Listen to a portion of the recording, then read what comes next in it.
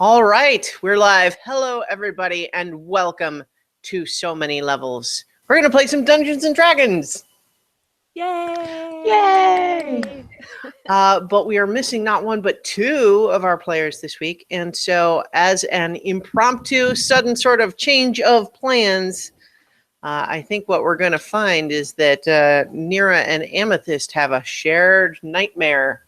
And, well, we did a little bit of discussion. Oops. Before we started the broadcast, let me get my camera fixed here. And what we're going to do is we're going to take a page from this book, the official D&D Wizards of the Coast, Tales of the Yawning Portal. And we're going to run Tomb of Horrors, which if anyone who is not familiar with Tomb of Horrors or haven't even heard of it, it kind of is an old school style adventure that had a reputation for being very lethal and kind of unfair. But we will see. And so this is definitely a non-canon story, so we don't have to worry too much if Nira or Amethyst should meet a grisly end in this adventure. And in fact, I think depending on how quickly things go, we might just pop them back up and see what happens. So that's the plan for tonight, and we hopefully will have our full roster next week and be back to the regular story. But first, well, let me introduce the players we do have. We have Starla Hutchton as Nirakina Ethu, our high elf Tempest cleric. Greetings and salutations. And we have Vivid Muse as Amethyst, the human druid of the moon. Good evening. And I, of course, am Christiana Ellis, and I am the Dungeon Master. So, here is the, and I'll also just let everyone know that although I have read the adventure in the book, I did not in any way have it prepared to run tonight. So please bear with me. I'm going to be doing maybe a little more reading than usual. It'll be But fun. so, sure. But here is the legend of the tomb. Somewhere under a lost and lonely hill of grim and foreboding aspect lies a labyrinthine crypt. It is filled with terrible traps and not a few strange and ferocious monsters to slay the unwary. It is filled with rich treasures, both precious and magical, but in addition to the aforementioned guardians, there is said to be a demi-lich who still wards his final haunt. Ah, did my camera freeze? What just happened here? Yeah, I hear you fine, but yeah, your That's camera weird. Okay, Oh, that they're was back. strange. I'm a little bit alarmed. Uh-oh. It's a Sararak, the demi-lich. It's already messing with us.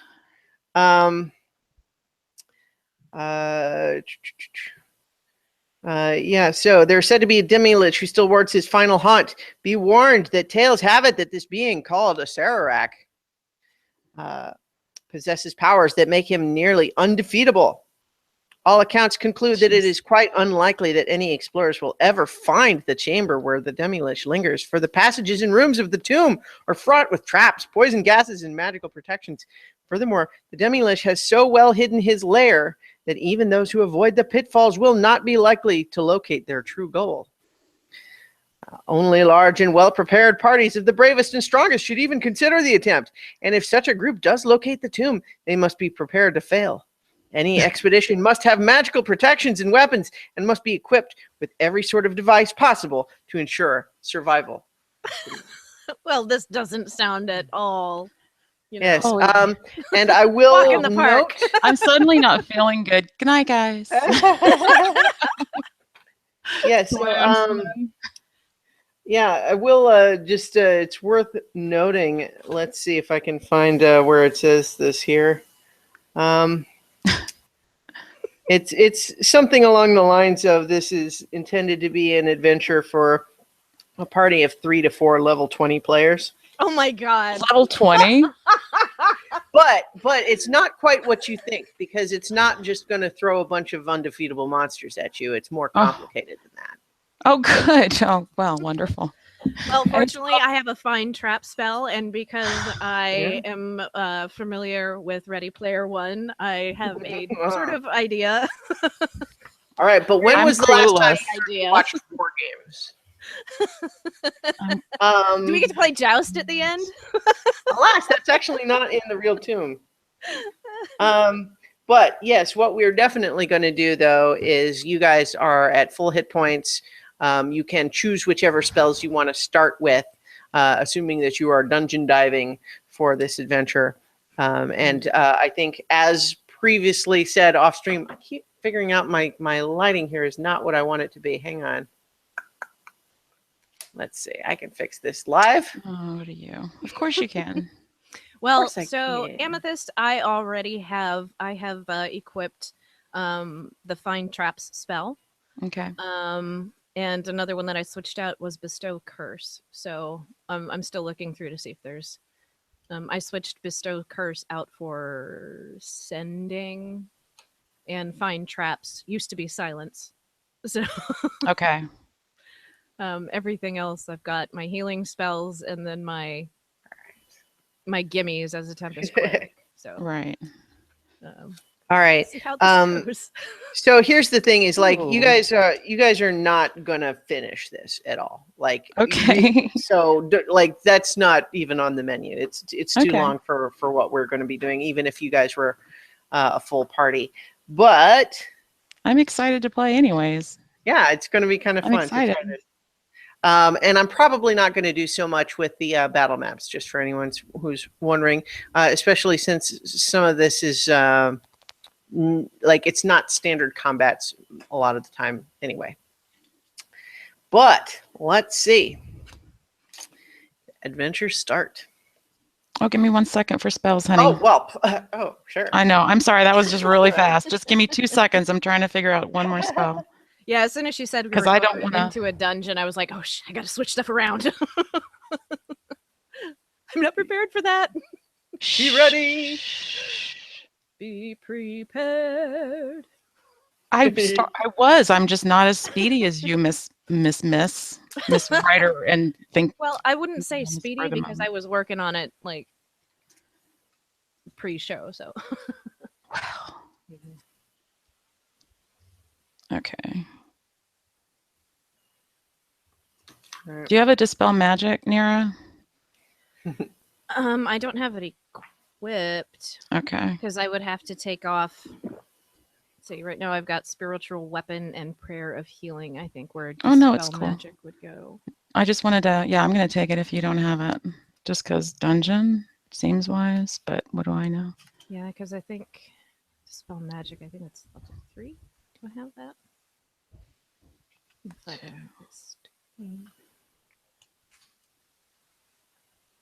Okay, go ahead and start. We'll call these my spells. Okay. Oh.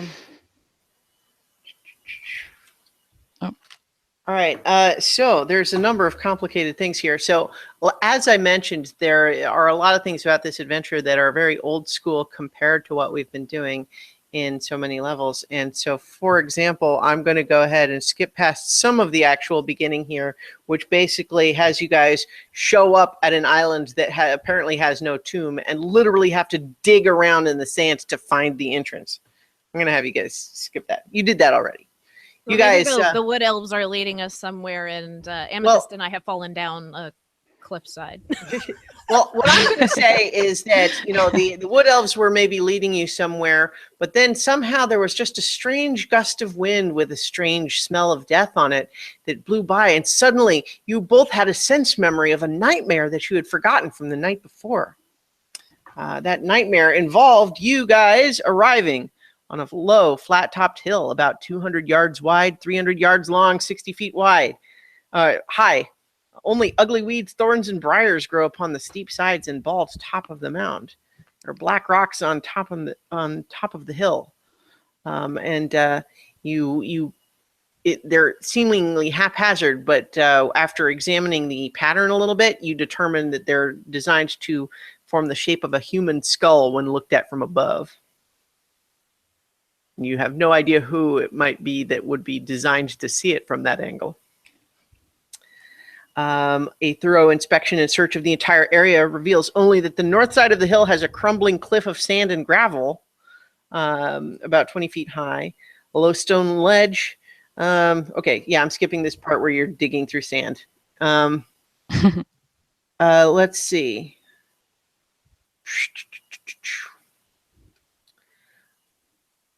All right, so you discover that there are apparently, you find your first entrance tunnel. And so you are digging through the sand and you find what looks like the entrance of a buried tunnel on the west side of the cliff face. The corridor before you is made of plain stone, roughly worked, and it is dark and full of cobwebs. The ceiling overhead is obscured by hanging strands of webbing. So you're now standing in the entrance, and that's what you see. Well, Amethyst, would you like to shed a little light on the situation? Sure. I'm gonna cast. Flame, is that a cantrip? Yeah, it's a cantrip. Yup. Yeah. Thank you for asking. Although I have low light vision, so for Yeah. yourself. I will So, be casting it. So with the light, you still mostly can see what you could see before. You're still standing in the entrance doorway. It extends about 15 feet in. The ceiling, as I mentioned, is 20 feet overhead and covered with cobwebs. And at the end of this 15-foot hallway, you see a pair of oaken doors that would open outward, like towards you, by means of great iron ring poles. You know, like handles, like hangers. Right. All right. Can I take a closer look at those? Like, The doors? yeah, yeah. Like, I want to. I don't want to use my actual spell, but I want to like investigate for traps. Like, if there's anything. Like Well, so are you going into the hallway to look at the doors specifically, or where are you standing? What are you inspecting right now? Okay, so the doors are at the end of the room. Right? Yeah, so it's 15 feet into this little tunnel you found. Right. You guys currently are standing in the entrance of this tunnel. Okay. Yeah, I'm going to move slowly. All right. Towards the doors. It's always forward, never back, right? And then I will make a what would it be? A perception check? Investigation. Investigation. That's intelligence, which is 2. So I rolled a 19 plus 2, 21. Okay. You discover that there seems to be a little bit of the part of this door is designed to scrape against part of the ceiling when it opens. You can look up at the ceiling too if you want and do another check. Yeah, I'm going to do that because I think there's probably like a trigger or something. So I'm going to check the ceiling. Is there anything else in the room? Nope, it's just a hallway. So 18. 18, yep. Yeah, this door is absolutely designed to make the tunnel roof ceiling collapse on your heads. Whoa. Okay. Well done, you've detected your first trap. Without using a spell slot. Let's see. How do we get past this? I don't know how to. I don't have a thing to disarm traps. So, I'm trying to think. How? Okay, so how old is the door? Like, could it be smashed? It Inwards? looks. I mean, it is a wooden door. It's not stone or anything. It's pretty sturdy wood, but it does look really old. How wide is the door frame? It's 10 feet. Well, so the tunnel you're in is 10 feet wide. The door is, slightly less than that. Okay. It is a set of double doors. Oh. Okay. Oh, does it have hinges? It does have hinges. Can we attempt to dismantle the hinges? So Yeah. We can also, I have a spell called Web that conjures a mass of thick, sticky webbing at a point of your choice within range, a 20-foot cube for the duration. But I'm not sure if it would support. Well, you can try. The Did you webs want to aren't try the good. hinges first, or are you doing the web? yeah, let's see if we can pop the hinges first, because we should save the spell slots. Well, yeah, but I mean, if it's going to possible. collapse, we aren't going to be able to web it back up. All right. Right. So, assuming that you want to try to take the hinges off very delicately, I'm going to have you make a sleight of hand check. Does it have to be delicate? Well, I don't care if you how don't- it gets done. You Well- tell me if you don't care. Okay. So I will let you make a strength check if you're just trying to smash them. If you're trying to disassemble them delicately, that's a sleight of hand check. So dexterity versus strength. Are we trying to prevent the landslide from preventing us to go through the doors? You guys tell me. That's what I'm if asking. the I'm asking ceiling- Nira because I can't tell. If the ceiling is so, the thing is, if the door opens outward, it's going to hit the lever at the top, right? Right. So if we can get them off the hinges, we can push them inwards instead of towards us, or Okay. outwards instead of inwards. Mhm. That's my thought. Yeah. And then we don't have to worry about hitting the switch at all. Okay. So strength and dexterity are both they're the same bonus for me, and I don't have proficiency in As sleight you of like. hand. So, Oh, well, I'll try not to make a mess. So we'll do a dexterity check, I guess. All right. We'll do the sleight of hand one. We'll give it a shot. And that is a 14 and 2, so 16. All right. You delicately use a little pry bar to ping out the little pin of the hinges, and you manage to get them out on one side. Do you have a preference to the left side or the right side? Right side, I guess. Okay. As soon as you have the hinges removed, you gingerly pull the door away and discover that it's actually just a blank wall behind it, and then the ceiling collapses on you.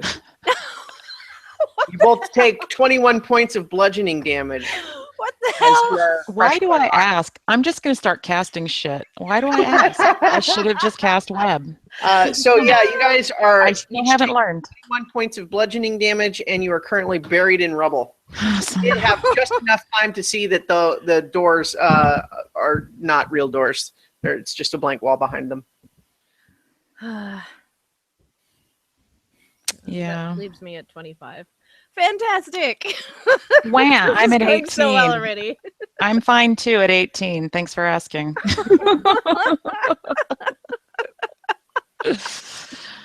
Are we in? Can I reach her to do cure wounds and shut her up so we can move on to the next thing? Wait, so the doors aren't real doors. right? No. Correct. And so we're underneath the rubble, right? Mm-hmm.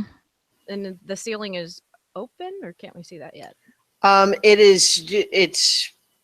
You can see that part of what the entrance was has now collapsed to go back out to where you were on the beach.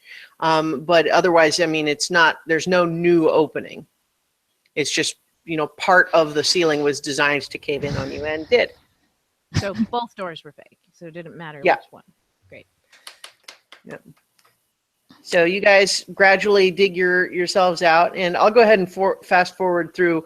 You guys discover that there's actually a different tunnel that you. That would be great. Thanks. So Go through the door with force. you find another tunnel entrance. The entrance itself looks very similar, but it proceeds deeper this time. And so this corridor is made of plain stone, roughly worked and mortared, with a 10-foot high ceiling. Do you have your produce flame out again, Amethyst? Oh yeah, I guess the collapse probably put out that. Yeah, I'm assuming that. Yeah, you probably Yeah. dropped your fireball when you got crushed by rocks. I'm gonna cast produce flame again if I haven't already after stumbling around. Yeah. All right. Okay, so with the light, what you can see is that the let's see.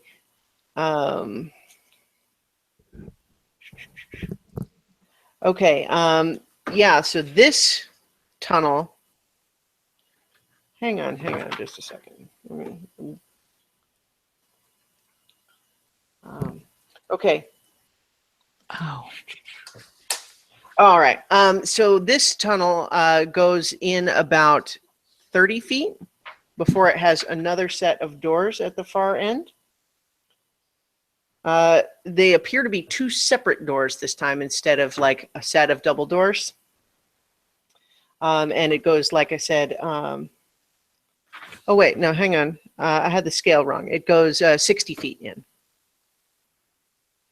So the other one was technically 30 feet in, but yeah. So this tunnel goes 60 feet in. I am assuming you guys are still standing in the entryway. Yep. Excuse me. Bless you. Thank you. What are we doing here, Amethyst? I don't know yet. Fortune favors the bold. Or at least that gets it over with faster. Exactly. What are you doing? What are you doing? Okay. Can you describe this door again? So 60 feet away down this tunnel, with it is the stones are mortared. It's a little bit more like finished looking, but still old than the other one. You see what look like two separate doors at the far end. That's really all you can see from the entryway. Two separate doors at the far end. Yeah. All right. I will check them for traps again. Okay. So are you checking as you move in, or only just walking up to the doors? I feel like this room is bigger. It was the ceiling last time. It's gonna be floor this time. All right, you can make a perception. You can both, if you're both checking, you can both make a perception or investigation, as you like. Oh, that didn't go well. Which did you run, honey? I ran a perception check. So, well, that's a little. Roll whichever one's going to give you a better bonus, and I'll just flavor the description is better based for me. on. So, let's see. I've got proficiency on that, and that's perception, wisdom. So that is +6. So I got a 10. Okay. I rolled a 4. Did you roll something, Amethyst, or no? I got a 15. Okay, you spot before you get all the way in, Amethyst, that 50 feet in, meaning almost at the end of the hallway, you can see that some of the floor stones look like they're not as thoroughly mortared and slightly offset from the others, like they might shift if you stepped on them. So I'm going to tell Nira, don't step on those. How far does that go? Let's see. Like all the way to the door?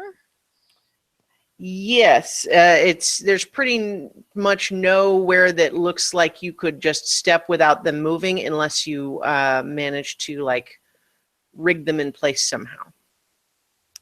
Okay. So I want to shoot it with an arrow and see what happens. Okay. Where are you standing when you do that? Let's see. What is the range on the longbow? It's like 90 feet or something. Oh yeah, you could be all the way outside if you wanted to do that. Yeah, so I'm gonna stand like in the entrance. Okay. What about you, Amethyst? Where are you? I'm behind her. Okay. All right. At the ready to cast Cure Wounds at any moment. So, what you discover once you fire this arrow is that the stone does in fact shift because you're aiming for a pretty big region. I'm not, you don't have to roll to hit that area. And you do see the stones shift, and then you hear a boom, and some dust falls from the ceiling. And then you see about halfway down the corridor, a huge stone slab starts sliding slowly across the corridor. It's moving pretty slow though. It's about a quarter across. Okay, so I guess make a dash for the door. Halfway across. Yeah, I'm down. Let's go. All right, dash all the way to the door. Dashing to the door. Go for the one on the right, or no, You the guys left. are Because you guys the are thing. sprinting, and you make it past this stone slab, which is locks in place. You're now in the dark. Do you still have your produce flame up? Yes. Amethyst. Yes. All right. Yeah. So you can see this heavy stone slab has now completely blocked the way back outside.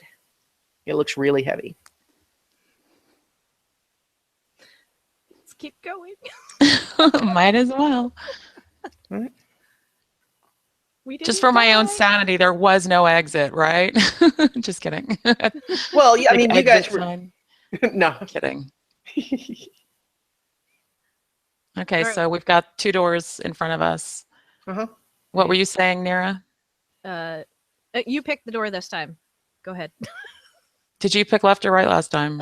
Right, but it wouldn't have mattered, I don't think. All right. Let's go right. Let's go rights. All right. You just try to pull it open. Do we Yes, want to please. check it for trial? Okay. Oh, do you Okay. go ahead? It Then you turned out- open the door. It turned out Yeah. so. Investigation to check it for traps. Okay. Both of us, or sure. Well, if you both want to check it, then yeah. 19. 17. As far as you can tell, there is no mechanism of any kind on the door other than, door mechanism. It does not seem to be trapped in any way. Excuse me. Does not seem to be trapped. There, you Right. perceived no traps. All right. I will pull open the door and jump back. All right. You pull open the door, and it's another blank wall behind it. Oh, God. Okay. You have chosen poorly. All right. So can we investigate the blank wall and make sure it's not, that it's actually just a blank wall? Yeah. How are you going to do that? I'm going to roll my dice and look at the wall. All right. Only a 14 though. It looks like a wall. It's rock. It's hard. You poke it. It's rock. And there's absolutely nothing to do but turn to the left door. All right. I will check that one for traps, and I rolled a 19 that time. Okay. Yeah. You perceive no traps. Same thing. Open it up and jump back. Also a blank wall. Oh my God. And I'd Nira like to and kick the Amethyst wall. slowly starved Kick to the wall. death inside the tiny Inside. little tomb, Yeah. having 'Cause trapped even I got- themselves inside this little pocket. Unless you guys think you have some way to get out through that heavy stone slab. Well, I didn't take. I wonder if it. How does that work? Okay, so there's this spell, It's and a I stone. didn't. Yeah, It's a- I didn't equip it, but this just makes me like I've never was like, oh, that's not going to be useful. Meld into stone. Ooh, let me look that up. I'm trying to remember exactly what that does. It says you step into a stone object or surface large enough to fully contain your body, melding yourself and all your equipment you carry with the stone for the duration. Using your movement, you step into the stone at a point you can touch. Nothing of your presence remains or is otherwise detectable by non-magical senses. That will absolutely let you get out. Well, I don't have it equipped and I can't leave her behind. Oh, well, never mind then. Yeah. I So did next take that dungeon one. crawl, next time it's you and I doing a Well, dungeon crawl, yeah. we'll both take meld into stone. So you guys are currently sealed into a 30-foot by 20-foot room with a 10-foot ceiling with a big stone slab blocking your entrance. So unless you have anything else you want to try. I can cast Goodberry for eternity. I can learn all of Elvish history. I have so much to teach you. That's pretty fantastic. Let me think. Oh, can I cast Shatter Yes, you can. on the big stone slab? Mm-hmm. And you channel your spiritual energy, drawing on the divine strength of Rushama, and cast Shatter into the stone slab, and it explodes into shrapnel, and it's super, super loud in that tiny room. Your ears are kind of ringing, but you see daylight. Yay! We didn't die. Your ears are like mop, mop, mop, mop. Yeah. But yeah, so let's fast forward again to, if you keep digging, yet another hidden entrance. This one is deeper. The other two, so I kind of fudged the actual digging, but it is definitely designed so that you find those two before the real one. So should I say spoiler? Real one? No. This is the real entrance to the Tomb of Horrors. It's like that message from Dark Souls, Demon Souls. This is now the real Demon Souls. Okay. So yes, you find a third entrance. This one even better hidden than the others. Okay, I'm going to cast Cure Wounds on Nira right now. Okay. You're down, what? How many? You're both down 21. We're both down 21. Yeah. Okay. So, we do and I'm going to have stuff going on in the chat if anybody wants to. Oh yeah, go ahead while I figure out this spell. Okay. So Lone Saku has asked about what we're doing, and he wants to know how long our sessions typically last. Well, we play every week. Sometimes they go for 2 hours. Sometimes nice to meet you. For 3. Of late, I've been trying to keep them in the 2.5 hour range, but they have varied somewhat in the past. And then today, of course, we're doing a special side quest because we're missing half our party, but usually we have a long-term campaign going.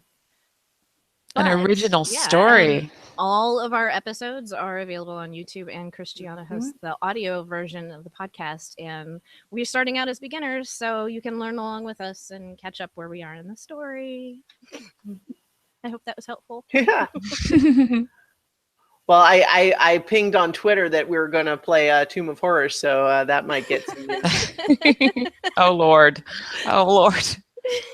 Well, just because it's got a reputation, right? Like, you guys are already starting to get that some of it is just really pretty cheap. Yeah. But that's kind of like supposed to be part of the fun. All right, so. All right, so as you stand in the entrance of, oh no, you're doing. Yeah, I'm totally casting it. So 7. That's not. I'm going to cast it. You can cast it at a higher level. Yeah, I'm going to do it. I'm going to cast it at a level 2, and that was 16. Wow. And that's on Nira? On Nira, yeah.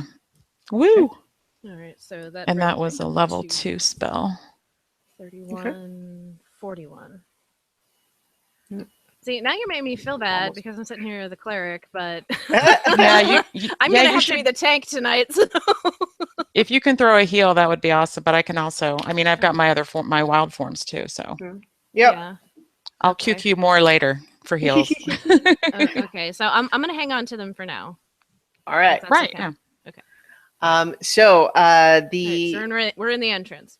Yes, and as you light your produced flame to peer down this third entrance, you already see that this is a tunnel that definitely looks different than the first two.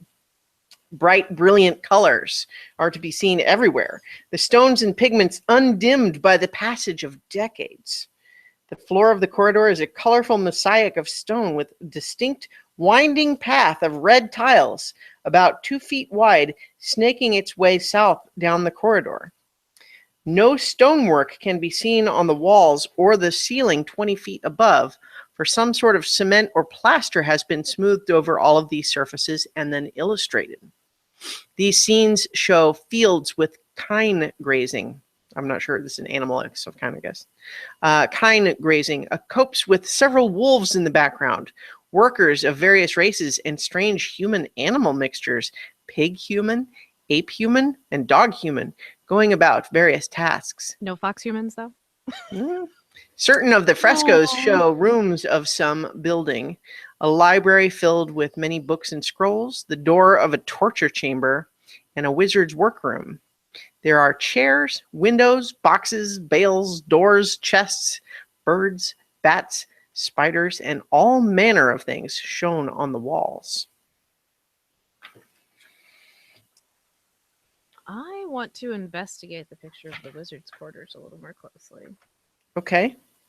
I'm not sure if I should avoid the river of red tiles or step directly on it and stay on that, though. That's a good question. Is there like a little pebble or a rock or something laying around that I could just... Yeah, you just dug out this tunnel entrance. It Okay. wasn't easy. All right, so I'm gonna pick up like a kind of a maybe a fist-sized rock. I'm assuming that we would have one there, but and then I'm gonna toss it onto the red tiles and see what happens. The red Okay. path. You toss it sort of gently, and it goes tuk, tuk, tuk, tuk, rolls down the hallway with no apparent effect. Okay. All right, I'm going to step cautiously into the room. Something's gonna try to kill me in like 2 All right. seconds. So you're just stepping just into this corridor. Yes. This corridor, like I said, extends quite a ways in there. You can only see about 60 feet in from the entrance, but you can see that it continues well past that. Okay. So as you step in, you discover that, yes, it just continues going into the shadows as far as you can see. Okay. I want to investigate the picture of like the wizard's quarters a little more closely, see if there's... Okay. I don't know. Hold on. I'm reading this description here.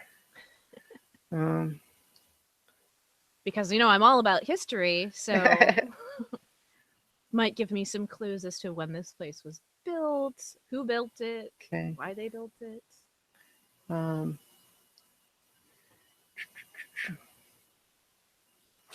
right. So you step just in and you're stepping on the red tiles.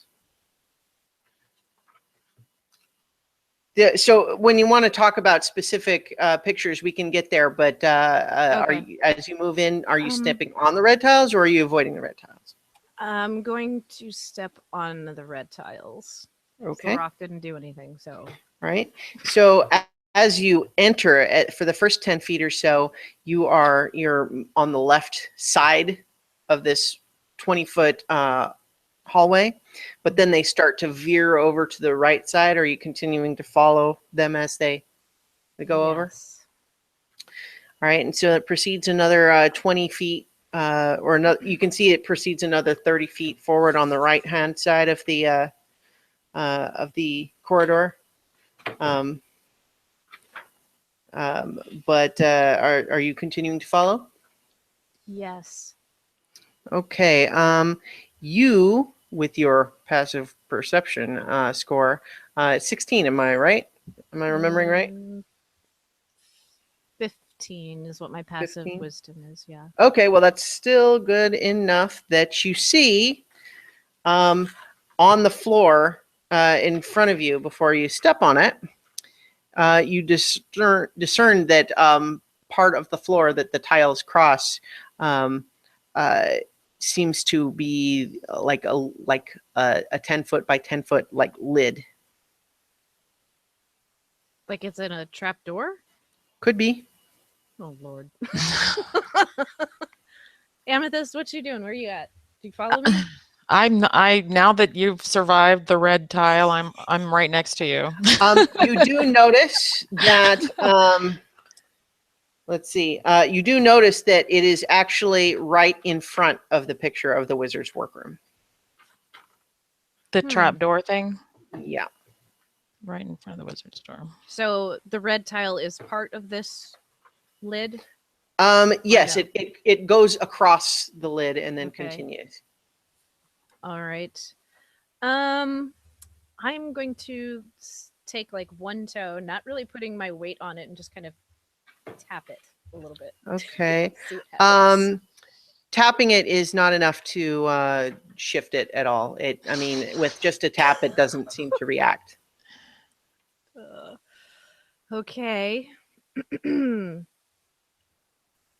What I'll say is that you guys have a Dungeoneer's kit, which includes things like pitons and rock hammers and stuff like that. Oh, good. Yeah, I was.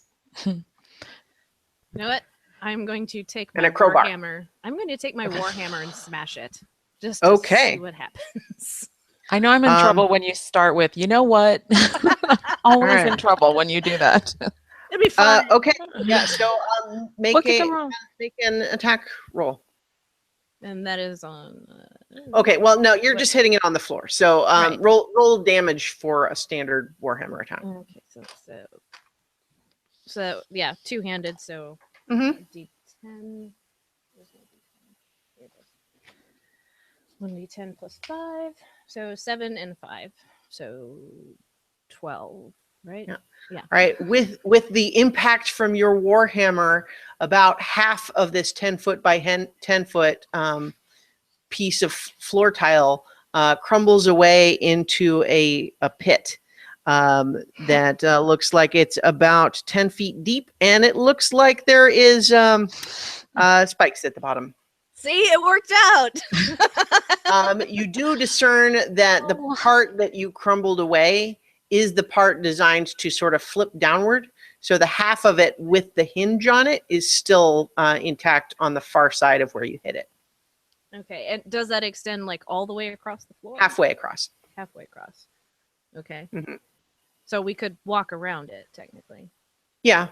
Okay. I mean, that piece is still going to flip down if you stand on it, but it's intact.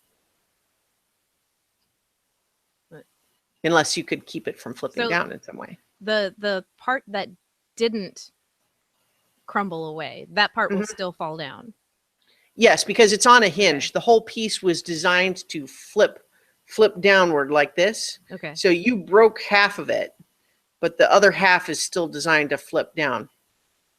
Okay.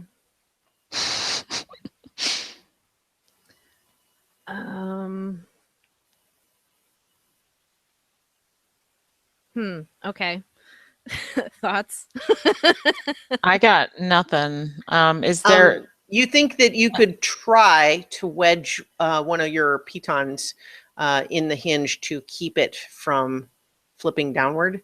You could try wedging it in there with a strength check. Okay. Sure, I'll do that. So, Right. So plus 2. 16 plus 2, so 18. Okay. It looks like you have the piton in fairly sturdily, and it will keep it from flipping downward. So, like I said, half of this 10-foot by 10-foot panel has crumbled away, but the other half looks like you have prevented it from flipping down. Cool. Mhm. All right. So, and you said that was in front of the picture that I wanted to look at, right? Of the wizard. Yes, Okay. So, can I go get a look at it now? you can. See? It's Never a safe. secret. Is it safe? Let me. Let's see. Make sure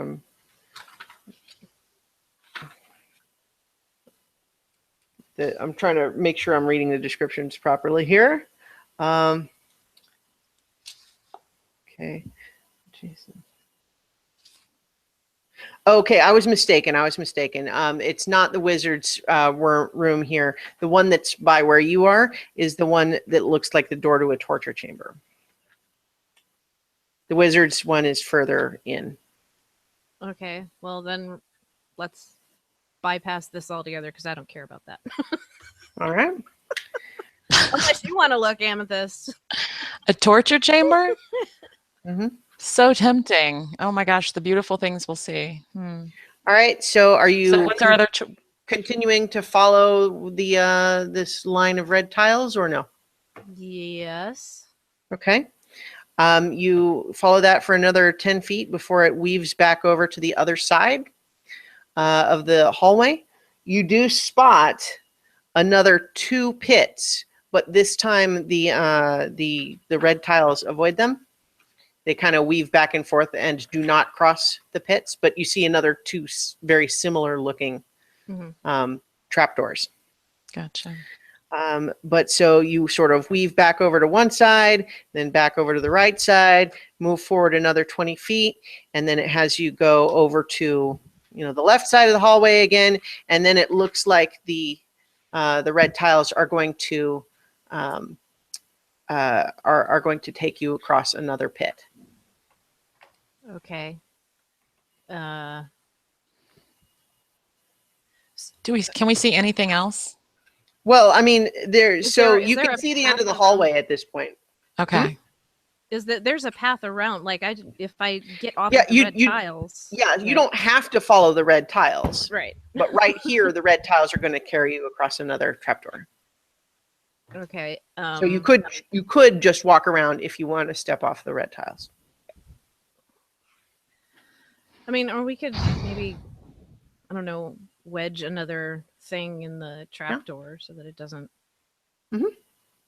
I feel secure on my red tile path here, so I'm gonna do another strength check. Was that right? Yep. Okay. Yeah, that one didn't go as well. 13. Okay. You got it wedged in there, but you're maybe not 100% as confident that it is fully secure. Can I tap it with the hammer? Well, I mean, if it's designed to respond to like the weight of a person, so just kind of a gentle tap is not going to move it either way. Okay. Well, I was thinking of the piton, tap that. Oh, okay. Bit. Oh, you want to use the hammer to just pound the piton in? Yeah. Yeah. Okay. And you know what? I'll just go ahead and say that you managed to by hitting it a couple of times, you do manage to seat it lower in, and you're more confident in it. I love my warhammer. So useful. Okay, so keep going then. All right. So you carefully step onto this pit. The trap door currently wedged by the piton. You follow the red tiles across without incident. The red tiles do veer back over to the right side of the hallway again and do look like they're going to cross another pit. But now you are at where the wizard's workroom is. But you are also where you can see all the way to the end of the hallway from here, which is just another 20 feet down. And you see that only 20 feet past where you are, the red tiles continue and split into a Y shape. And then one goes straight to the end, like the far end of the hallway. And then the other one veers off into what looks like a tiny little room on the left-hand side of the hallway. Thoughts, Amethyst? Are you still enraptured by the wizard lore? Are you wanting? Well, I still want to check that out, yeah. But do you have thoughts on which path to take when we get there? Do you want to try the little room, or do you want to just keep on pressing on through? Let's try the little room. We could die, but what the So heck? are you wedging another piton? Because like as I said, it's going to have you cross another pit that would be right in front of where the wizard workroom is. So you're going to wedge that one again? Yeah. I'll say that with your warhammer, you've got a pretty good routine now. You can just you can successfully wedge them. Yes.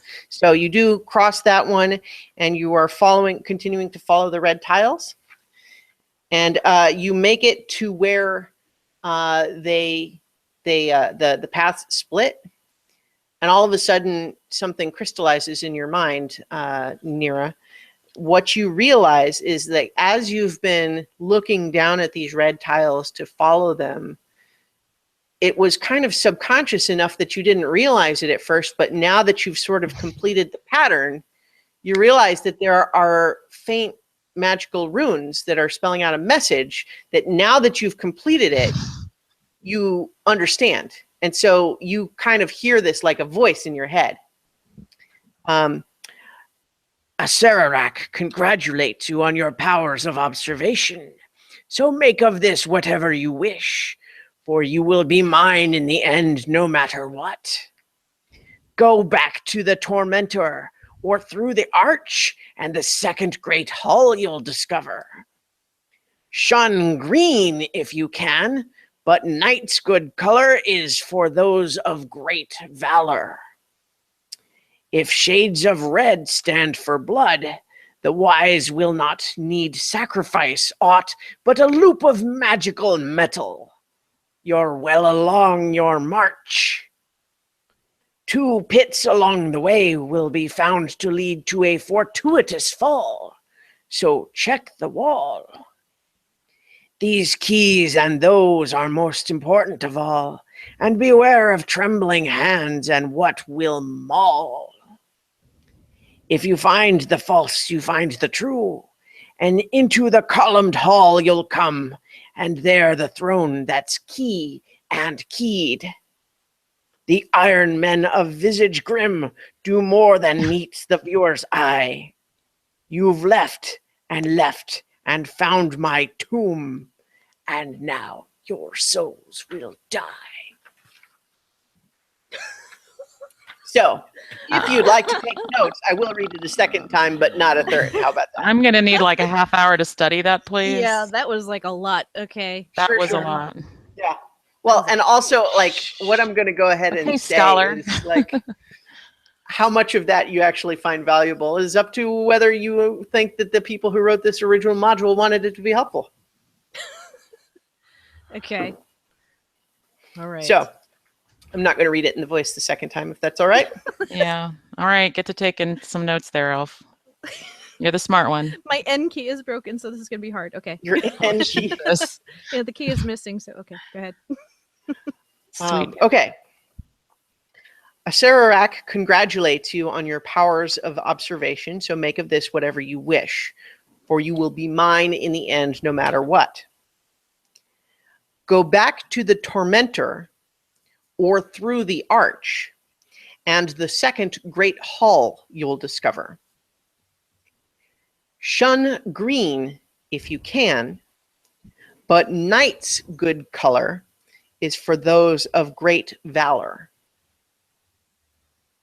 If shades of red stand for blood, the wise will not need sacrifice aught but a loop of magical metal. You're well along your march. 2 pits along the way will be found to lead to a fortuitous fall. So check the wall.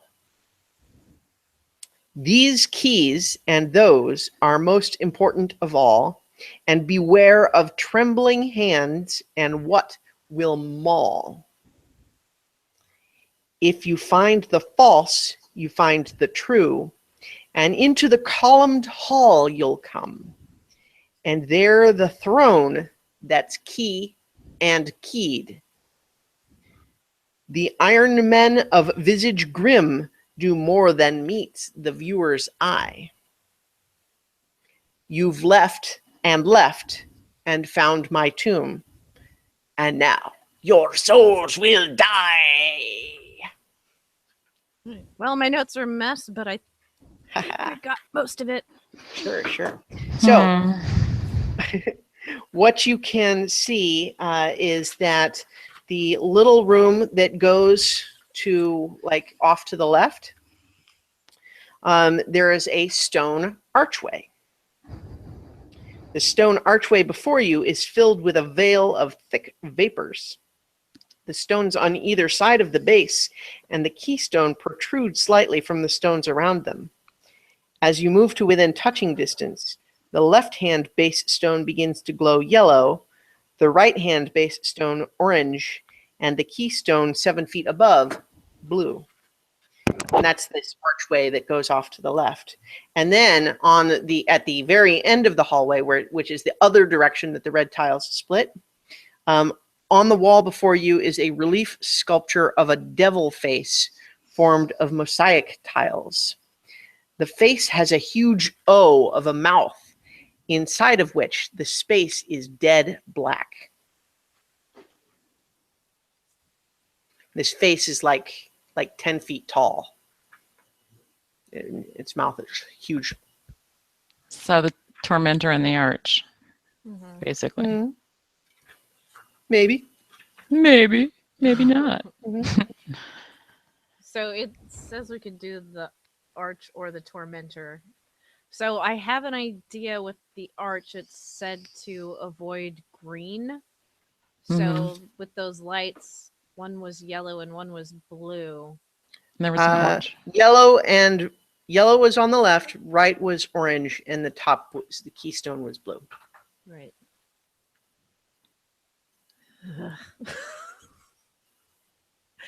Okay. But there's a colored mist in there. Yep, you would be passing through a veil of thick vapors were you to try to walk through it now. Unless I cast Gust of Wind.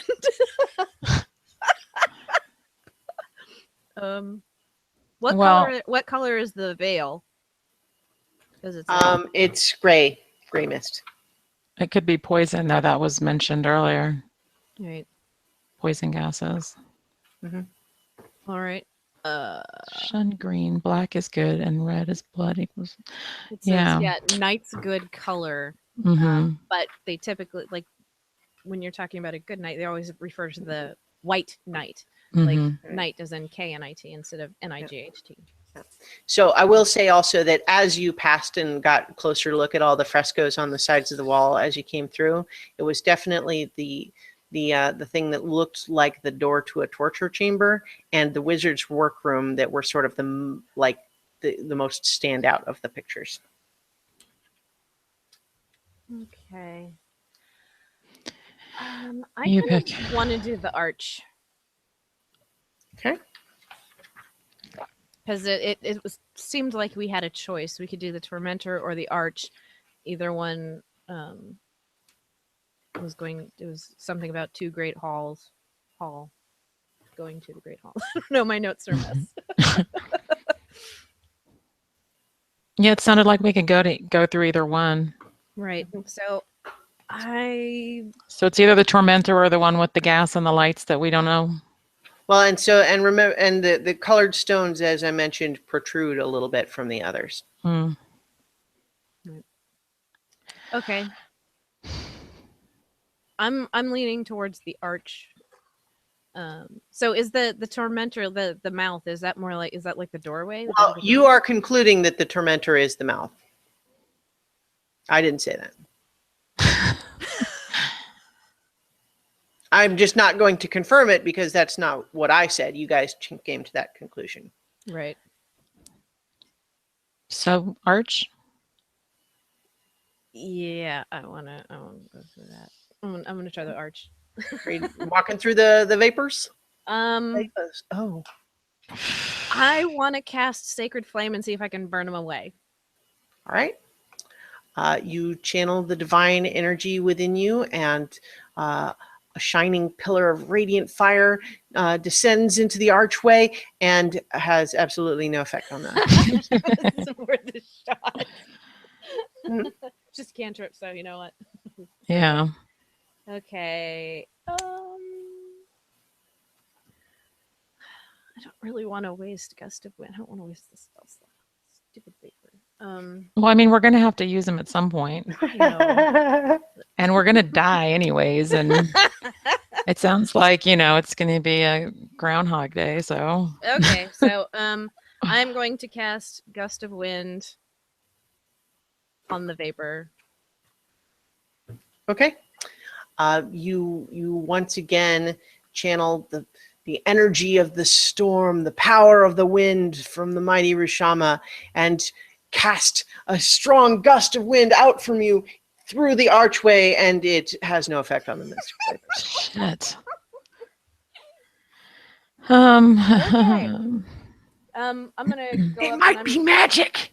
I think. I want to go up and I want to poke the yellow light. You're Okay. gonna go into the gas and poke touch the it. yellow light? I'm just gonna go touch. Well, can you go? So how is the vapor? Is the veil just between the archway?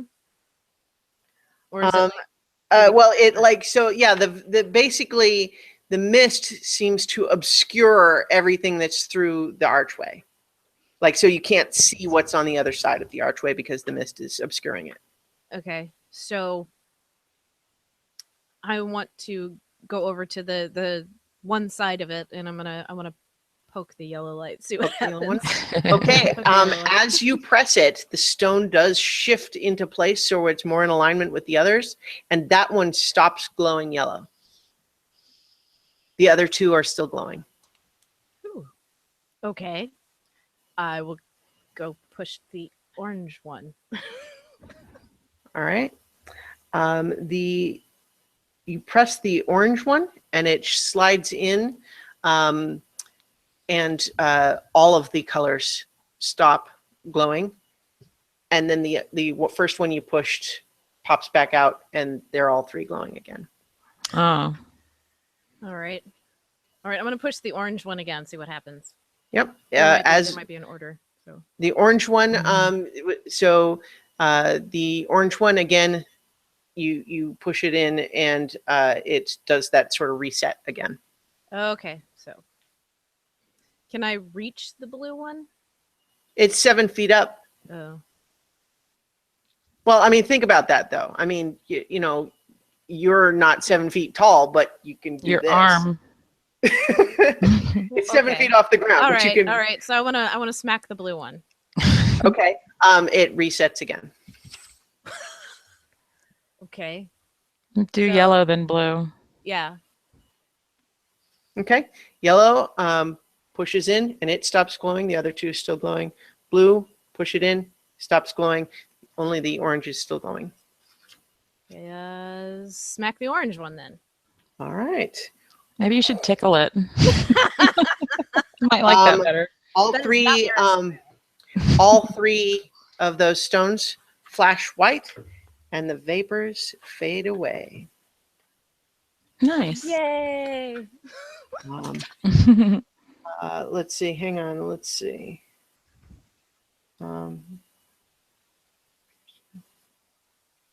All right. So what you see is a hallway that just seems to continue to the east. All right.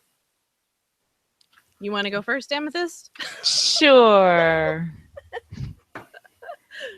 I will. You can. You go next. So All right. have fun. So Amethyst is going first. Yeah. Yes, Um, I'm going first. So Nira, what you see is that Amethyst takes a few steps into that hallway and then vanishes. Whoa. And I'll come to you in a moment, Amethyst, but I want to see how Nira reacts to that. Haha, Nira was going to be lazy and make me go first. Haha. Well, my thought was that I feel like I'm taking over here, so I wanted to let you get in some stuff here. So Thanks so much. okay, can I do like a perception check to see if I don't know what kind of check I would do. You can make an Arcana check. Okay, I will do that. Arcana. +2. Sorry, Amethyst, you are going to remain lost because I rolled a 3, so I got a 5. Yeah, there might be some kind of magic involved. She just disappeared.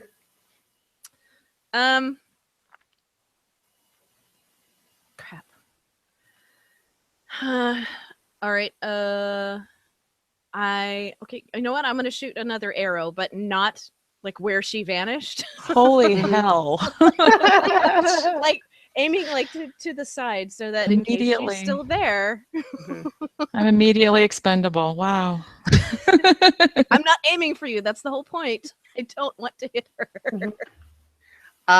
So, I mean, where are you aiming it exactly? It's only like a 10-foot wide corridor. Well, just kind of like straight down the middle, but like not where she was standing. So like to either side of her. Just Well, like a she was straight walking shot. down the middle. I'm not really sure how to, like, you want to, like if she was standing where you last saw her, you're going for like maybe a foot to the left or something. Yeah. Okay. You fire, and when the arrow gets to about where she was, it just disappears. Okay, you know what? Screw it. I'm just gonna go follow after. All right. So Amethyst, Ride or die, ride or die. You were walking into this hallway, and then all of a sudden, just your vision sort of flashed, like you were sort of forced to blink. And as soon as you could sort of see again, you're in a small room facing down. This is a small room holding what appears to be a statue of a gargoyle, 8 feet tall, with 4 arms. Only one of the arms is broken off and lies on the floor in front of the statue. What are you doing? I'm is that the only thing in the that I can Yep. see, right? It's a pretty small room, yeah. And let's see, I'm trying So to let's see. Trying to make sure I'm flipping back and forth in the map. Oh, you do see that to the right of the statue, there is a very narrow corridor that goes off to the right. okay. So have I noticed yet that Nira's not with me, that I'm by myself? Well, you definitely noticed that you blinked and now you're in a different room. Okay. And she's not with me, so I'm going to do it. Does an arrow come shooting through? About then, yes, it does. And it goes, like, whoa! And All it wings off the corner of the wall and then clatters next to the statue. Mm-hmm. Yeah. Sounds like Nira. Yeah. And not too long after that, Nira appears, and she appears so close to you that she kind of bumps into you because she was doing the brave, I'm going to leap of faith thing, and then she basically crashes. So, Nira, you are now also in this small room with the 4-armed gargoyle with one of its arms on the floor. Hey, are you okay? I didn't hit you or anything, did I? Nope. You were good. Okay. Thanks for aiming to the side. All right, what do we got here? We have this and All right. that little hallway. So, Now or was it a hallway or a doorway? It's a little open hallway. So there's the statue, and just like a little passage over to the right of it. Okay, now there was a warning about hands, beware trembling hands that will maul. Right. So I feel like maybe we ought to get out of here real soon. So just go for the hallway. Yeah, I want to dash for the doorway. Okay. You guys Speed round. dash past the statue of the gargoyle into the narrow hallway beyond, and it does not seem to react in any way to your passing.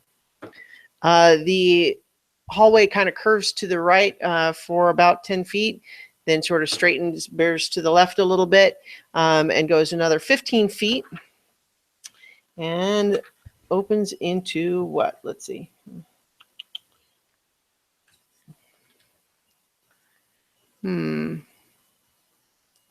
Okay, so and then so what it looks like is it opens into what seems like, if your best guess would be, it's the back of a disguised secret door.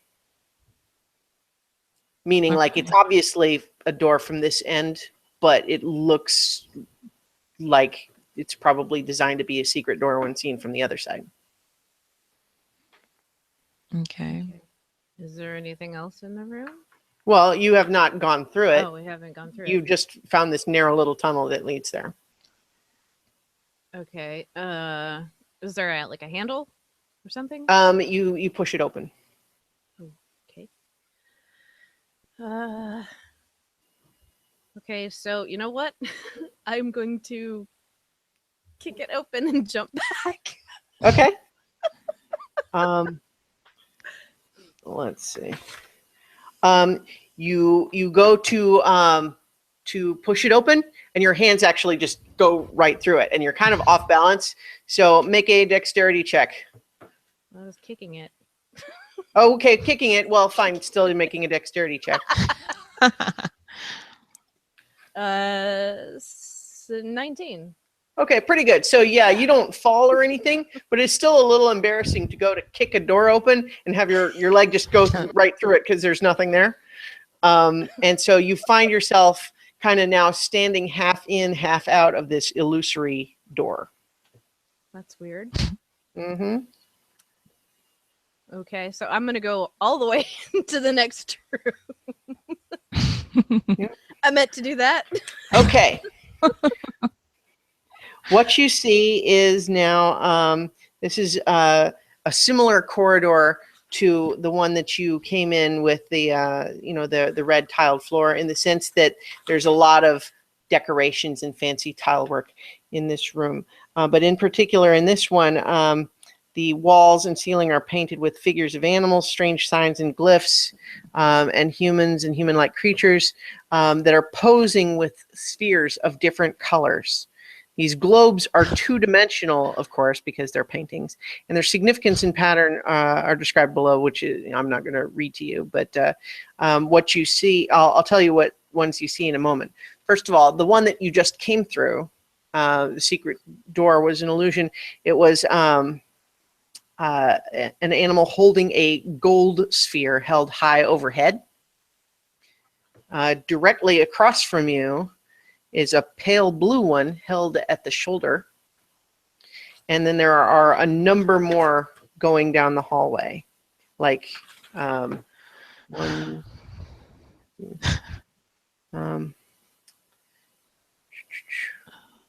there are 1, 2, 3, 4, 5, 6, 7, 8, 9. There's 18 more. So there's 20 of these total. Holy cow. And so there's, I can read all of them. Like basically, so there's the west wall and the east wall of this north-south running corridor. And following the west wall, you see an orange one held waist high, a purple one with it at the feet, bronze waist high, gray held at shoulder, bright blue at feet, white held high overhead, turquoise held at shoulder, scarlet held waist high, pale green at feet. And then on the other side of the wall, there's a silver one at the feet, a green one held high overhead, yellow held at the shoulder, pink held high overhead, a black one at the feet, a pale violet one held at the shoulder, a red one held waist high, buff, which I guess is kind of a yellowish. It's like off-white. Yeah, at feet, and then an indigo one held high overhead. They're basically, that is what you see in this room. Yeah. So you can look at any of those more closely if you like. You do know that some of them probably conceal secret doors because you just came through one. My first instinct is to go check out the white one held overhead, because the door we came through, it was held overhead, and we want to avoid green. Mm-hmm. I don't know if that's for here, but it also says night's good color, which white night is typical. Sure. Also, I have my little magic ring of truthiness that I can. Oh yeah, you sure do. So you also have the Cape of Banff. You Don't have forget that. that. Now. Don't you? Oh, I have that. Yeah, we haven't traded back, because I didn't use it, and then it was your turn, and I don't think I ever took it back. I need to see what it does. The map here is a little bit unclear. Okay.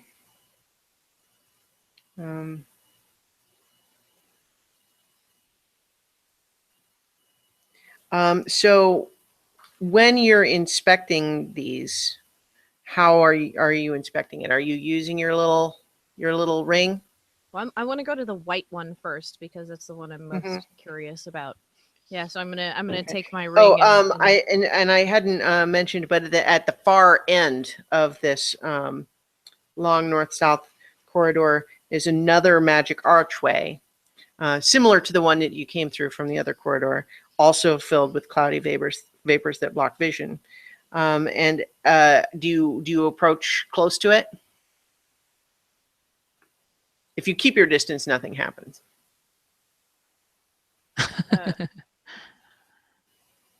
So the archway is all the way at the other end of the hallway? Yeah, so you came out of a secret door on the north end of this long hallway, and this other arch is at the south end. Okay, so where is the white orb? It's about 2/3 down on the west side. All right, so that's the one that I want to go look at first. Yeah, okay. You keep saying that, and I'm sorry I keep like delaying that happening. Okay, what? I'm just trying to interpret the map here. There's a little bit. Okay.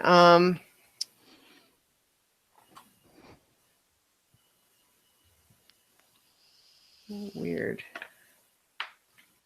Okay. Oh, okay. I see. Yeah. So you inspect the white sphere, and it does not appear to be anything illusory about it. Okay. Can I touch it? Yep. It's a wall. Okay. So with this ring, can I just like look through it and like all like do a sweep? Here, what I'll let you do is I'll let you do like 4 at a time. All right. Okay. With a check. So you'll do a check for 4 at a time, and you'll get what you get for each of those. So if you want to start at the north end, or yeah, we'll start by where we came in. Okay. What check am I doing for that? You're making a investigation check. Okay. Intelligence. All right. 14 for the first one. Okay, but make it an advantage. That's what the ring gives you. Okay. 17.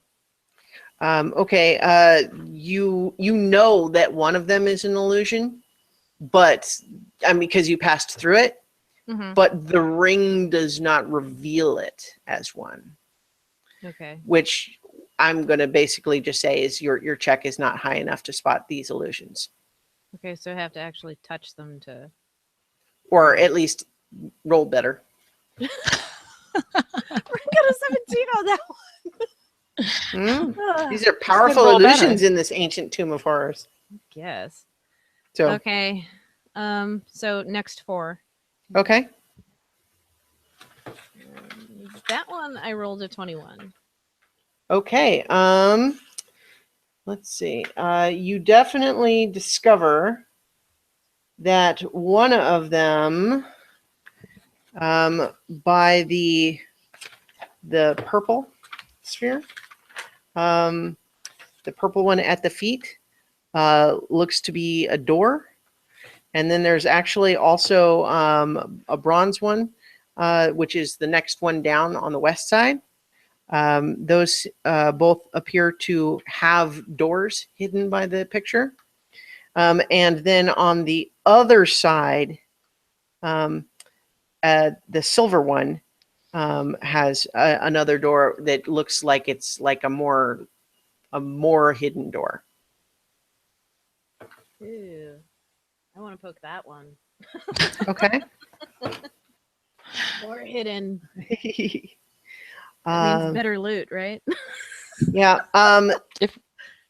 It seems to be locked. Like you push on it and it doesn't open automatically. Can I use my hammer? Yep. Go ahead and make an attack or roll a damage on it. 1d10 plus 5. 10. It cracks and shudders a little bit, but is still there. Can I hit it again? If you want. Yeah, I want to hit it again. I want to go in there.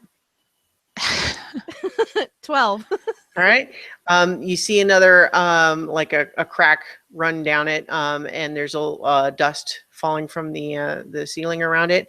You think it probably couldn't handle another one of those. All right, so I'm gonna hit it again. All right. This time it collapses. And let's see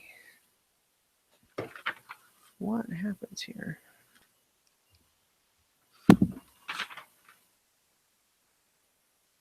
Okay.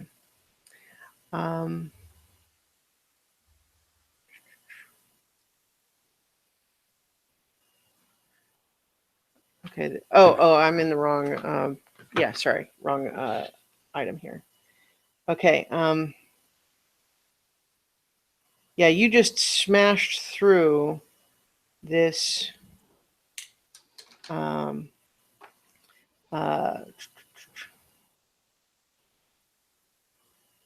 Okay. You just smashed through that door, and I'm going to need you to each roll a dexterity saving throw. It's my girl. 17. Okay.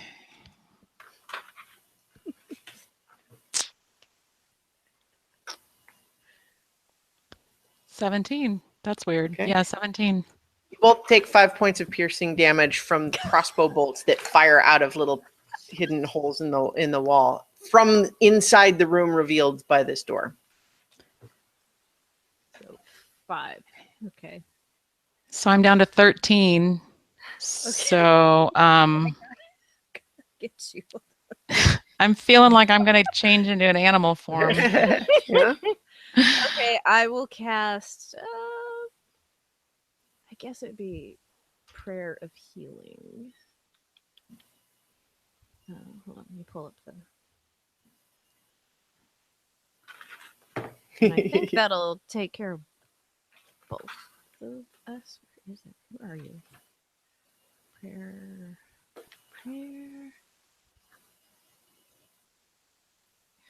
Come on. No. Why am I not finding this? There it is. Okay. Up to 6 creatures. Okay, so 2d8 plus spellcasting ability modifier. So is that the? It's not the same as the. Your wisdom is your okay. yeah. All right, so 3. So 2d8 plus 3. Mm-hmm. Which one of us rolls it? Me. Okay. All right. 5 and 4, so 9 plus 3, so 12 for each of us. Okay. So what you see in the Thank you. Through that door that you smashed is a 10-foot by 10-foot wall, room that seems featureless, but I'll let you both make another perception check. Okay. Ooh, 5. 17, because I have that at first. Right now, it looks featureless. And I'm going to let you both make another dexterity saving throw. Oh, jeez. 12. Ugh. 13. You both take another 5 points of piercing damage from more crossbow bolts. So we're just standing there getting shot. Are we Well, in the right. room?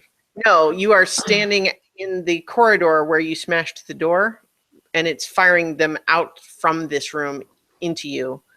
And with the check that you just made, you didn't see anything else in the room.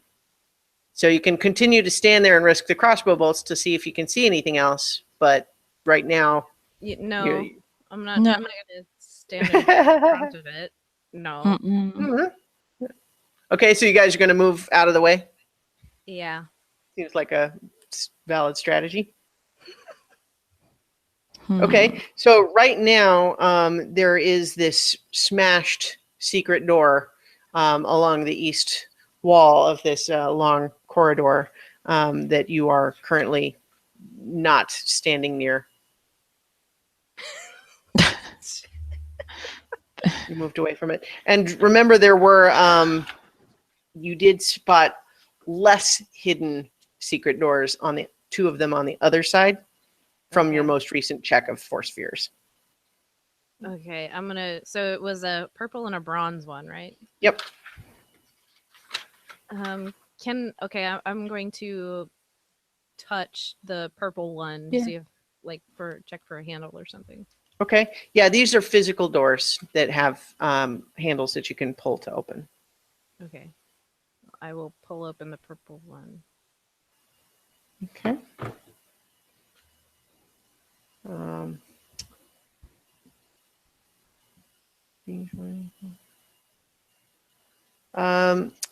Your armor class is what? Is 16, right? When you're not holding your shield? Yeah? You're muted. You're muted. Okay. I'm guessing that it's doesn't beat Oh, a sorry. 19 then? It's 15, but Okay, I yeah. did just open the door. I didn't go You in. opened the door and a spear fired out and hit you, Jesus. and you take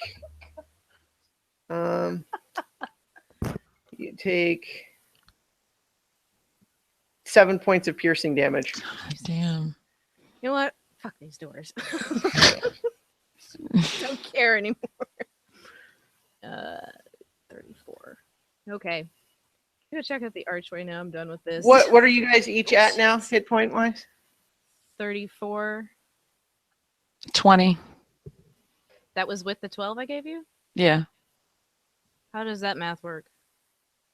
I was at Oh, 13, you and got then hit again with the 5. yeah, and then I got hit with 5. Yeah.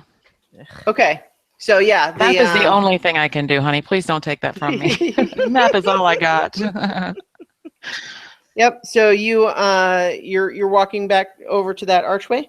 Yeah. Okay. So you walk past all of these other spheres to this archway, which very similar to the other one, has the mist. And as you approach, 3 of the stones begin to glow, but they're different colors this time. The left-hand one shines with an olive hue. The one on the right glows citron, which I guess is kind of like yellow-orange, maybe. And then the keystone 7 feet overhead gives off russet light, which I don't know why they're using weird colors like that, but whatever. So we've got red, greenish yellow, and green. Mm-hmm. It did say avoid the green. Yeah, it said shun green. But yeah, we didn't know when. Have we been able to shun green successfully yet? Well, yeah, Without getting shot? There was a green here, but I don't think I've looked at that one. Or if I have, it didn't show up as there being a door. Right. All right, so I'm going to smack the red one. Okay, you press it in and it stops glowing. Okay, the citron one. You press it in, it stops glowing. All right, now the last one. Press it in, stops glowing. The mist does not clear, though. You want to hit it with your warhammer? Kinda. Seems to be the... Okay.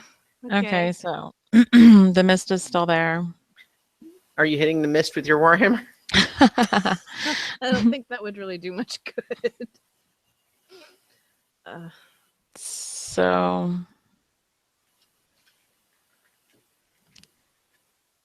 the mist is cover. Yeah. I don't like this tomb. Got too many horrors. So this is the third door that we're trying, right? Well, so there was going one back of to the the arch. secret doors that you didn't try, and there were a bunch more of the spheres that you hadn't yet checked. and then there was this archway. Yeah. Yeah, that the colors are no longer glowing, but the mist didn't clear. All right, so it was red citron, and the last one was like a Green. Russet. green color. Oh, No, russet? Russet is like a red Olive, citron, and olive. russet. That was Yeah, the one. olive So green. I hit russet and citron and then olive. I think that's actually not the order you did, but Well, no, because I did the red one first, which is russet. I'm pretty sure that's not what you said. But Yeah, because then it was citron and then the olive one, the green one. all right, I don't think that is what you said, but I will allow that is what you did retroactively. The effect is unchanged, though. Okay.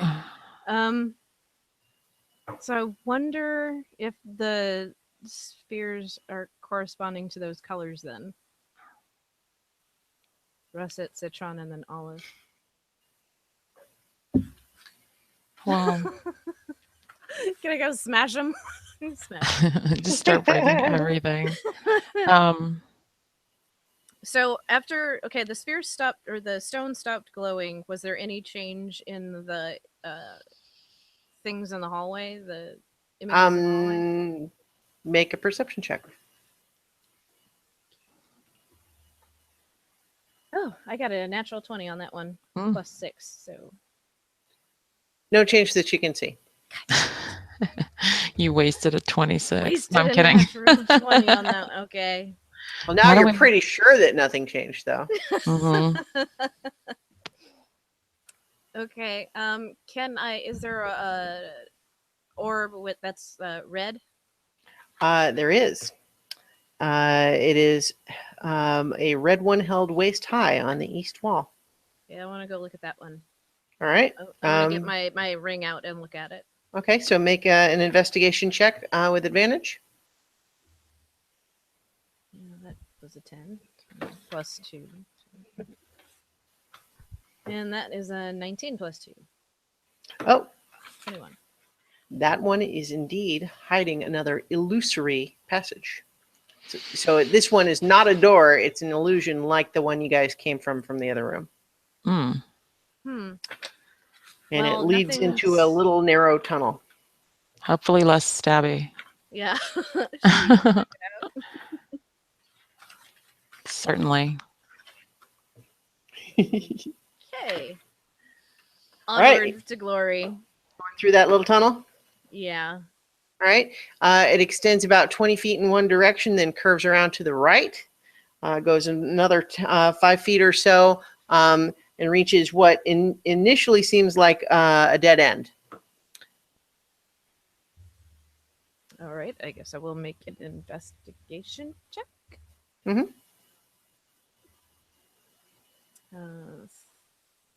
15. Yep, it's another secret door. This one is another physical secret door, though. Okay. And once again, this is one looks like it's designed. It's like the back of a door designed to be secret from the other side. And it's a physical door. It's not like one of those. Yeah, it's a physical door. Okay. All right, so open the door. All right, you push the door open, and suddenly the stone you're standing on tilts you forward, and you fall 10 feet to the floor of another room, and take. Of course, Jesus. I do. Just 4 points of bludgeoning damage. Bludgeoning. Yeah, so Amethyst, you are now easily able to climb down on your own if you like. You're welcome. I'll scamper down. All right, so offer Nira a hand up. What you see is a small room with 3 large chests affixed firmly to the floor. The western one is gold, the center one is silver, and the eastern one is oak bound with thick bronze bands. Each is about 4 feet long, 2 feet wide, and 3 feet high.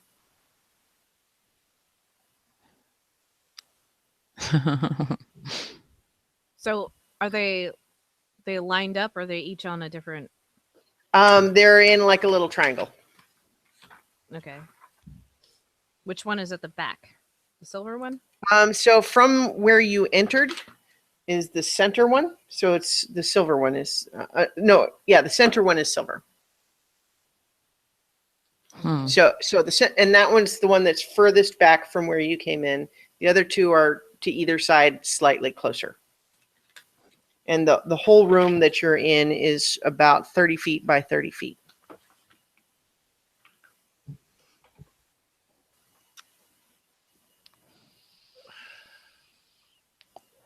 What you thinking? I'm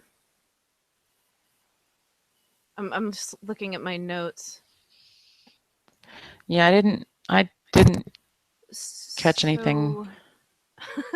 I'm just noting now that there was the thing about valor. If red means blood, to the something, no sacrifice will be needed.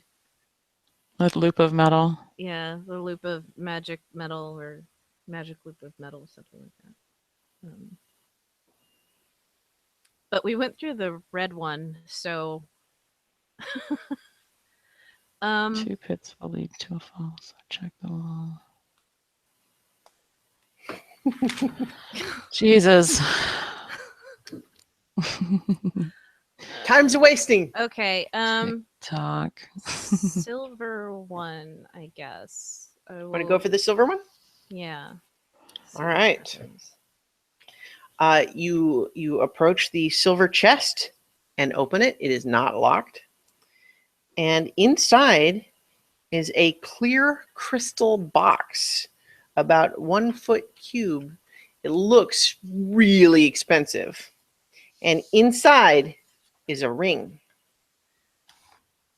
Oh, I think we need that. And you notice, Nira, with your passive perception, that this crystal box has been like it's set into the bottom of the chest, meaning it could be removed, but it looks like it's not just in the chest. Like the bottom of the chest is like around it a little bit. Can I open the crystal part of it? Does it have a lid on it to get to the ring? You would need to take it out to open it.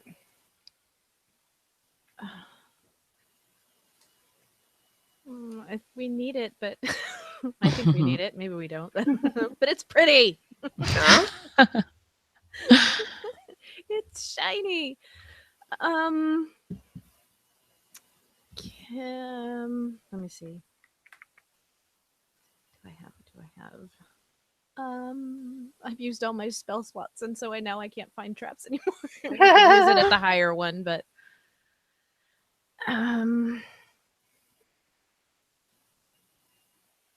okay, sure, why not? I'm just gonna pick it up. Okay. As you lift, well, so Amethyst, what are you doing when Nira lifts it? I'm watching her. Standing next to her at the chest? Behind her. Okay. All right. So Nira, as soon as you lift the crystal box, it lifts right out, but you can see that the little feet on it were set into little divots in the bottom. And as you remove it, several small holes open up and a number of darts shoot out. Oh, Jesus. And let's see. I'm dead. We're going to see how many of them are headed your way. Only 2, and let's see if they hit you.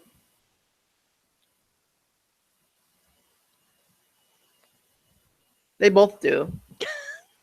And they only do... You take 9 points of piercing damage from these little darts. A whole bunch more darts zip past you, and Amethyst, you definitely would have taken some if you hadn't been standing behind Nira, using her as a high elf shield. You're welcome. Thanks, honey. I've been a panda meat shield for you plenty. And, all right. However, you are now holding this fancy little crystal box with a ring inside.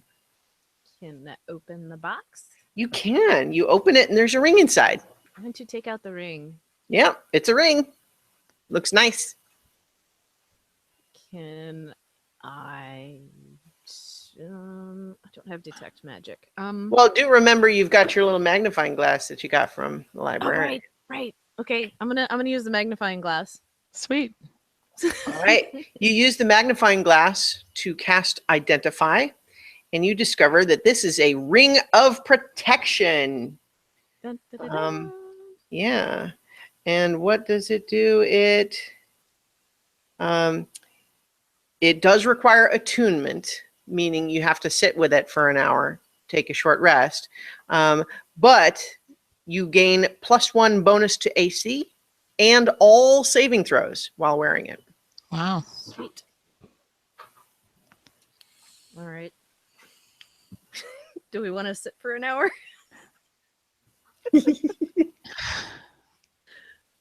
Are you serious? Well, not like You guys could roll some hit time. dice. This room seems relatively Oh. safe at the moment. Yeah, that's a good I mean, point. those other than those darts. Hit dice. Short rest. Yeah. Mm-hmm. Okay. How many hit dice you rolling? How many hit points you get back? Let's see. What does it have? 5d8. So, I'll do 3. Okay. So 8 and I rolled really well. So 16 and 5, 21. So that brings me to 42. Okay. 2. I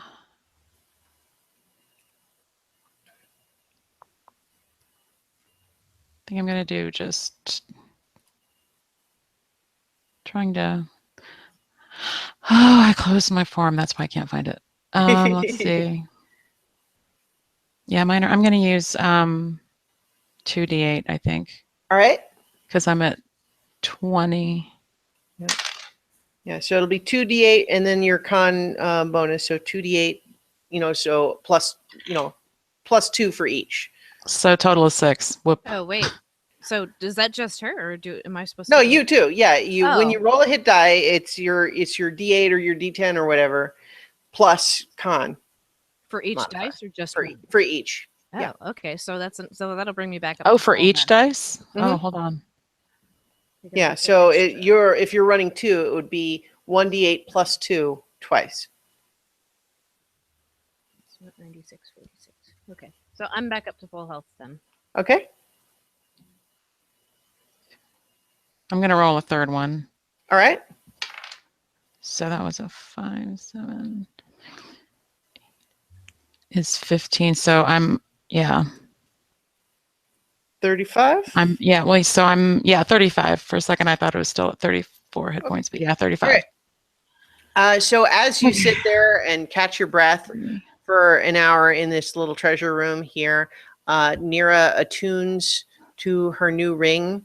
And as she spends an hour focusing on it and aligning herself with this magic, she discovers that it is actually a really cool ring, nice little thing in this crappy dungeon.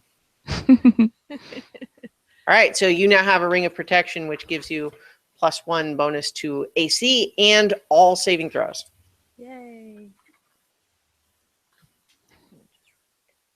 I'm assuming this is going to go away because it's non-canon.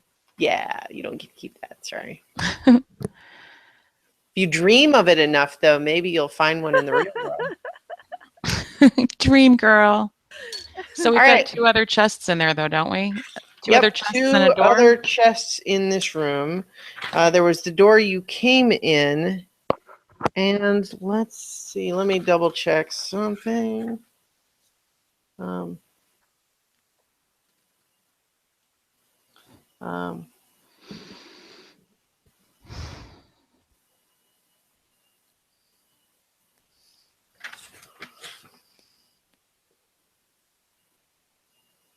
Wait.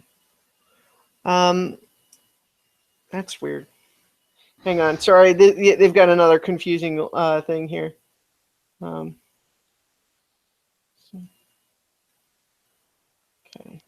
Everything is confusing.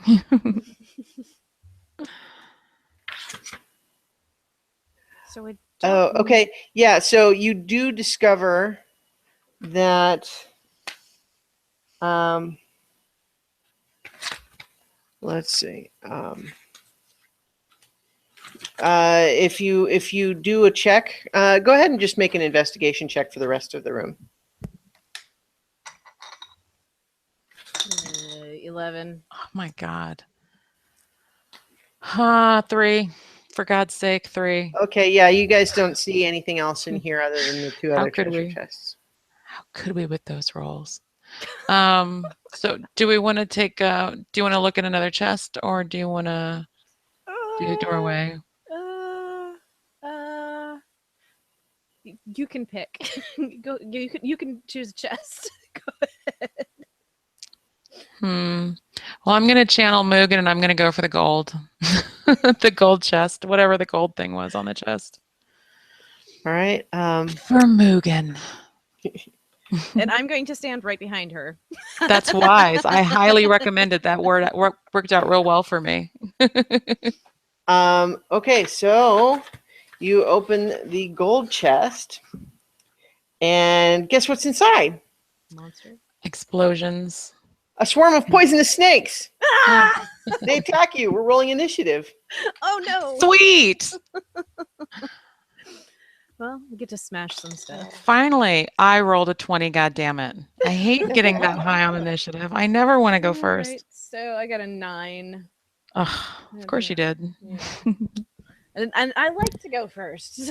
I know. That's why I don't bother trying. But you were in front of the snake, so that kind of makes sense. You see him. Totally. So,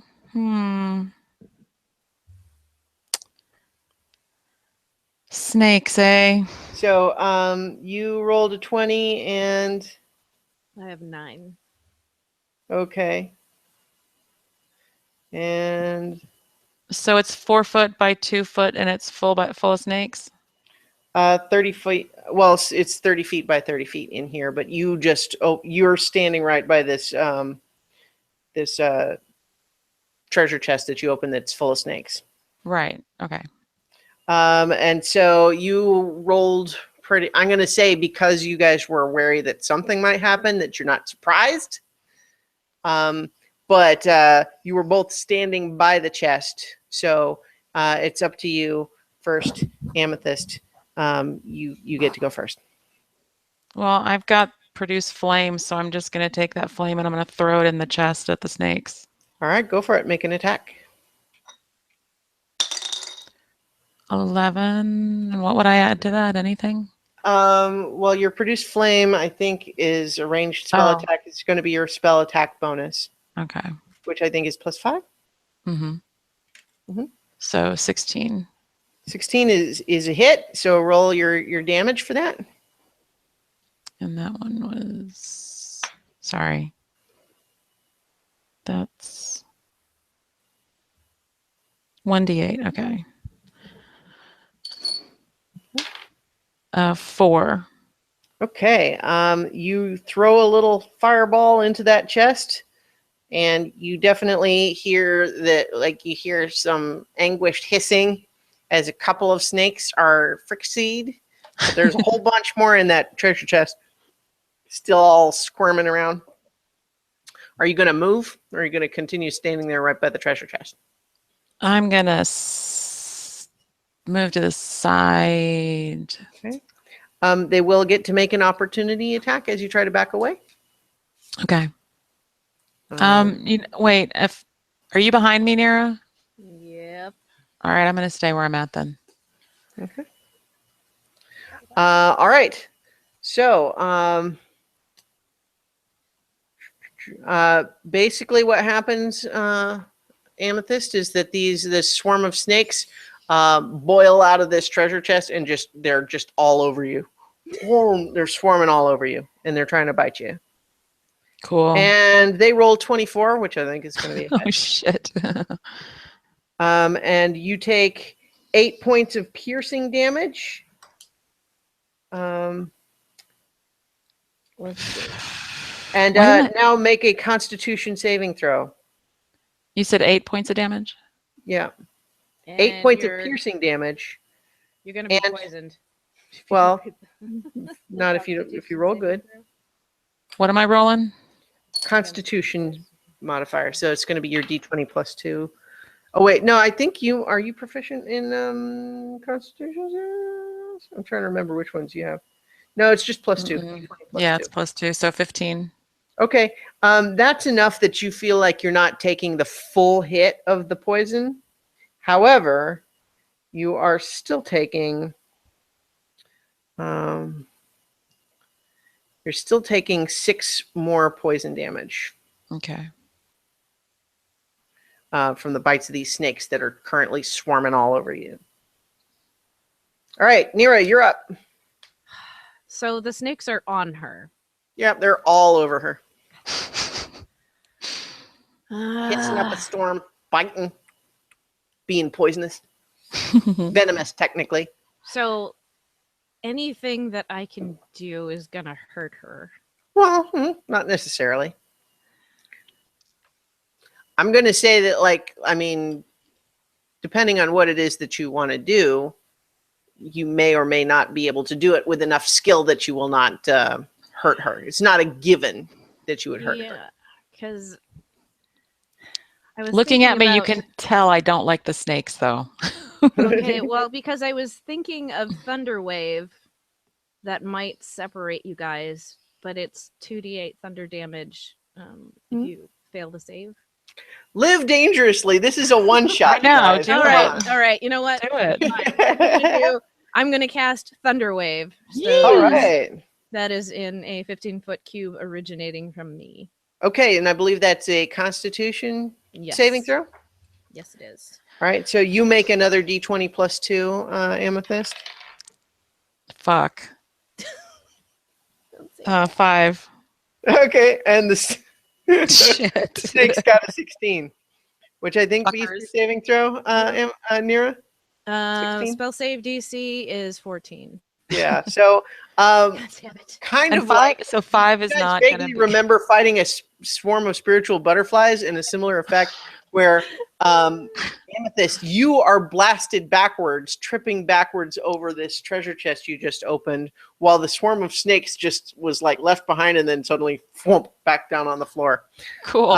Roll your damage. Roll your damage. You are taking the full amount, and the snakes are taking half. I'm so sorry. Hey, it's only 11. But I rolled a 15. No. She rolls damage. Oh. It's a 15. Sorry. 15 damage. Oh, okay. So another 15 thunder damage to you. So I'm down to 6. Yeah. And then you do get see a couple of those snakes get splatted by that thunder damage, but there's still a bunch of them. Go Panda. Snakes. All right, you're up again, Amethyst. Panda. I was thinking tiger because of the space constraints of the dungeon and your previous complaints about my fat panda ass being in your way. I would rather you smash and... This is a 30-foot by 30-foot room. It's there's space, but whatever you want to be. And bite with the panda, so that's why I was thinking panda. Yeah, the tiger just has the one. Yeah, panda. All right. Oh, yeah. Panda. Yeah. So you tap into your mystical druidic energy and turn into a panda. Are you coming back at these snakes? I am so coming back at those snakes. All right. Get them. So I'm going to claw. Yeah, I don't want my faces in the venom if I can avoid it. I think I can use claw twice. I think you can. No, you have to. It's one of each, I think. Okay. Yeah, okay, so I'll claw first. Oh, shit. I rolled a 1 with... Yeah, that's not going to work. 6. Yeah, that's nothing. And then... Yeah, you whiff. These snakes just discover it's like, hey, we're actually a swarm. And they just like literally separate out and your claws just goes right through them. Yeah. And then they slip back together. Sounds a lot like the dragon fairy from last week. So I'm going to bite this time. All right. And that is 18. That hits. Cool. 1d8 plus 4 damage. 12. Okay. Wait, should that be a 2d8? Should it? I'm trying to remember. Your brown bear. 12. Yeah. Brown bear is the the base creature. Right. Yeah. Pandified. But I've got claw as 2d6 plus 4, and so I'm wondering if I just forgot to make it a. No, yeah. So yeah, the claws is 2d6 plus 4, and the bite is 1d8 plus 4. Oh, I guess that makes sense because there's 2 claws and 1 bite. Okay, never mind. Yeah. Okay, so that was 12. Yep. Okay, so you chomp a bunch of those snakes in half. You've definitely gotten more than half of that swarm now, but there's some left. Okay. And they're scared of you in your panda form, and they're going after Nira this time. Of course they are. Yeah. So they're swarming all over you. Okay, well then in that case. But they managed to swarm all over you, but they're so excited to get a taste of high elf that none of them actually managed to penetrate your armor with their teeth, so they miss in their attack. Nice. So I can't use my Wrath of the Storm. Damn it. But now it is your turn though. All right.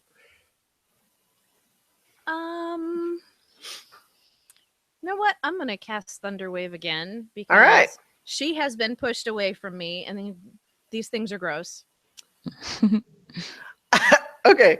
They rolled a 1 on their Constitution saving throw. So pissed off that the Thunderwave didn't work so well the last time. You just put a little extra in this one, and all of the remaining snakes are just splat against the wall. The room is like a Jackson Pollock painting of snakes now. Nice. Nice. That was gross. Yeah. So you have dealt with the swarm of poisonous snakes, which is the name of the creature, even though technically it should be venomous. But there was nothing else in the in the gold treasure chest. Of course not. Well, I'm not touching the other one. Well, I'm still in panda form, so I walk over and I hit it. In the third chest? Yeah. Okay. Are you opening it? Now I'm just curious. You're nudging it or opening it? I'm opening it. Okay. You open it, and then all of a sudden, popping into the room behind you, teleported as if by magic, a giant skeleton appears and attacks you. And not only are we rolling initiative again, but he gets a surprise round. Well, remember, I can also destroy undead with Chill Divinity. So. You're so sexy. Yes. Let's see. Giant skeleton. So I got a 16 and 2, so 18. I got a 1, which is funny because I got a 20 on the last initiative. So initiative is 4. But we're surprised, so it gets to go first, Yeah. right? I am so surprised. Even though I knew some shit was going to go down. 0. Okay. Whoops, that's not right. Yeah, so it gets a 2, but it's going to be last in the initiative order, but gets an attack on you guys first. And it's attacking you, Amethyst, because you're the one that opened the treasure chest. Makes sense. And so it has got a big old scimitar. This thing, incidentally, when I say it's a giant skeleton, I mean it's the skeleton of a giant. Oh, cool. It's 18 feet tall. Holy shit. And it has got an appropriately sized scimitar, and it is going after you. Shit. Okay? So it's going to make 3 scimitar attacks. It's pissed. Dude. It rolls a 25, an 18, and a 9. So I think that's two of those hit. Yep. Of course they do. And let's see, 3. So my... you take 19 points of slashing damage. from the first one. 19. Mm-hmm. And then 13 points of slashing damage from I'm sorry, 13? second attack. 19 plus 13 for the total from both attacks. Dang. So that's like 32 total, I think. Yeah, and my hit points in panda form are 34. So Okay. so I'm still in panda form, right? Yeah, I don't think you took Oh wait, a bite. that's the first two. Yeah. So, but the third one missed. So, Okay. so you're just barely still in panda form. Sounds like. Okay, so I think you rolled higher in initiative, Nira. Is that right? Yeah, I have a 18. Okay, yeah. So that you're up. Okay, so I want to use Channel Divinity Destroy Undead, but I can't find the information of how that works. Okay. Well, The app is not. Here's why it's okay that you can't find it right now. You channel your divine energy, and you know that one of the special powers that Rishama has granted you as cleric is the ability to turn and even destroy lesser undead. It does nothing to this thing. Nothing. So not even Destroy Undead will do anything? Nothing. You send out this blast of holy energy, and it just does not even react. Okay, well, that was a waste. Alas. Sorry, Amethyst. I think you're probably going to die. Well, you guys could run. That's an option. So Amethyst is currently like in its it looks like it's got kind of a reach to it, so you're actually both within its melee range right now. But you know it was currently focused on Amethyst, who opened the chest. So you can move if you want. Okay, I'm going to move for the door and hope she follows my lead if she can get away. Okay, so you're making your way back towards that little tunnel that you came through, which you recognize, I'll point out, as being too small for the giant to follow. Right. So it does get an opportunity attack as you run. But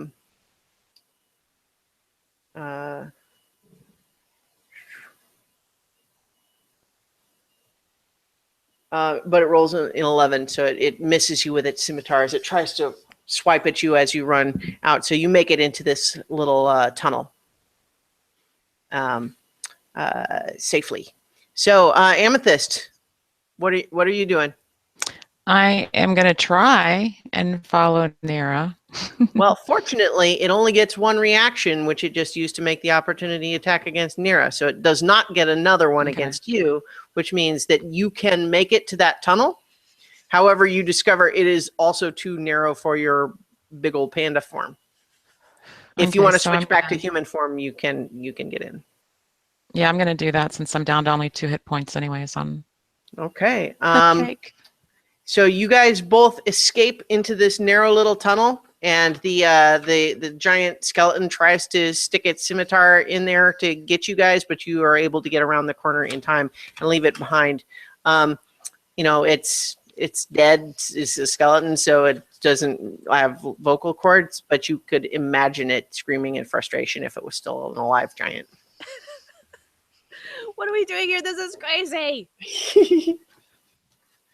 Yeah, so I like your thought of using the Destroy Undead, Nira, but specifically one of the features of that particular monster is immune to turn undead spells. Of course Damn. it is. But that was Destroy Undead that I. Well, was it's the same. using. It's the same It's thing. the same. Okay. Yeah. I mean, it's the same effect. It's just when you use it, it destroys the smaller undead, the less powerful one. Incidentally, just the challenge rating as a statistical thing, that thing is tougher than anything you guys have fought so far. And I don't mean today. I mean like in the campaign. Okay, so you have made your way back through that little tunnel into that long corridor with the spheres again. Is anything shooting at us right now? Nope, not right now. So can I cast Cure Wounds on myself? You sure can. Well, yes, but remember, Yeah. Yes, you can. And I'm just trying to remember what your current hit points was, because when I'm you down. shifted back from a bear, you're back to your human form hit points.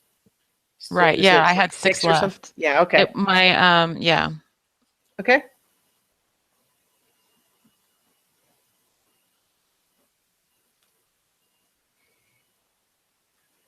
Okay, so yeah, I'm gonna cast How it at does the. anybody survive this thing? Like,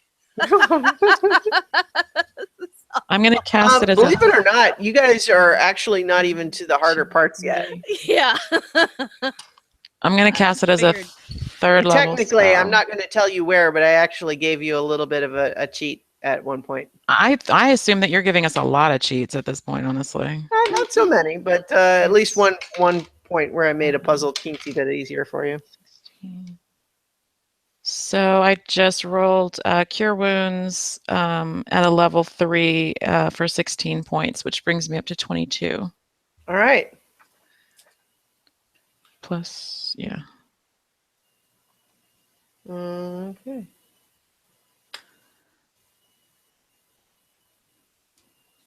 Okay. So you're, like I said, you're back in this little long corridor. Okay. You came out of the illusion door that was behind the red sphere. Okay. There was one. Let's see. There were 2 more sets of 4 that you didn't check. Right, but there was also one that I didn't open. Yeah. Yeah. And that one was more like door-like, right? Yes. The bronze one, I think. Yeah. So the one that you didn't open is like the one that a spear came out of. Okay, so where is the handle on the door? Like, is it on one side of it? Yeah. Okay, so I'm going to stand kind of with my back to the wall and reach across the door to open it in case anything comes shooting out. Yep. Turns out it does. Another spear comes out just like the other one. But because you are out of the way, it harmlessly jams into the far side of the wall. I have learned something. Yep. With the door still open, if you peek, you discover that it is actually another false door. All that is behind it is the spear shooting mechanism. Okay, so I'm going to close the door again. Yep. Okay. All right, so I will check out the other 2 sets of 4. All right. Go ahead and make your investigation check with advantage if you're using your ring again. Yes. 19 and 2, so it's 21. Probably gonna get that. So is that the middle set or the south end set? South end is toward the archway, right? Yes. Okay. We'll do the one towards the archway, the south end. Okay. You are pretty confident with that roll that none of those are illusions. Okay, then I'm gonna. And there's no like secret doors or anything there. Okay, so I'm gonna try the last set then. Yep. All right. Let's see, and with advantage, right? So 15 and 7, so 15. All right. Yeah. So you're not sure.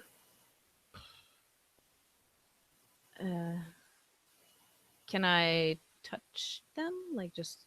Yes, you can. Okay, so I'm going to touch them and see if I can find any handles or anything. Okay. You reach out and touch a couple of them, and discover that 3 out of the 4 are ordinary and not hiding anything, but behind the black one is another illusion leading to another tunnel. Okay, we'll go check that one out, I guess. All right.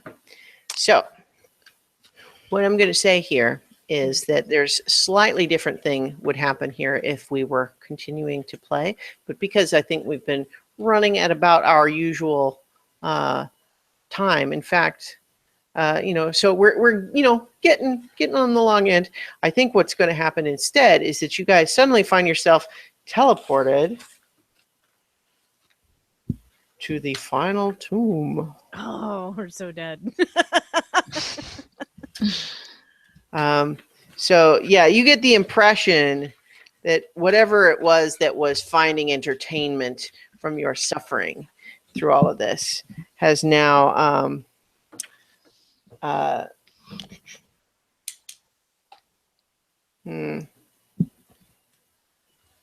now basically tired of waiting for you and has decided to bring you directly to him for a final confrontation. Let me describe the room for you and what you see here. Is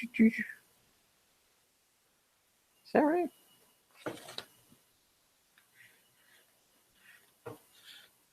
Okay. Yep. We'll just say what happens here is you find yourself transported to a 30-foot by 30-foot room with no obvious exits or entrances or doors of any kind. And in the center is a crypt which opens.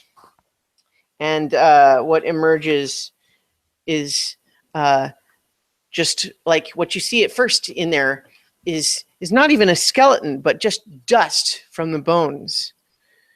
But the dust begins to swirl into the air and form a man-like shape.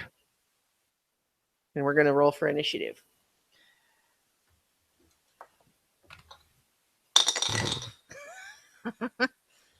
Seven. It could be 20 because God hates me. My only 20s have been for initiative. Yeah. Okay. Okay, I'm sorry. So what did you guys each roll? I'm sorry. 7. 7 20 and 20. or 23 with the initiative modifier thing. Okay. So you get the feeling that this thing is just getting started. So it's just dust swirling up out of the out of this crypt so far. What are you doing?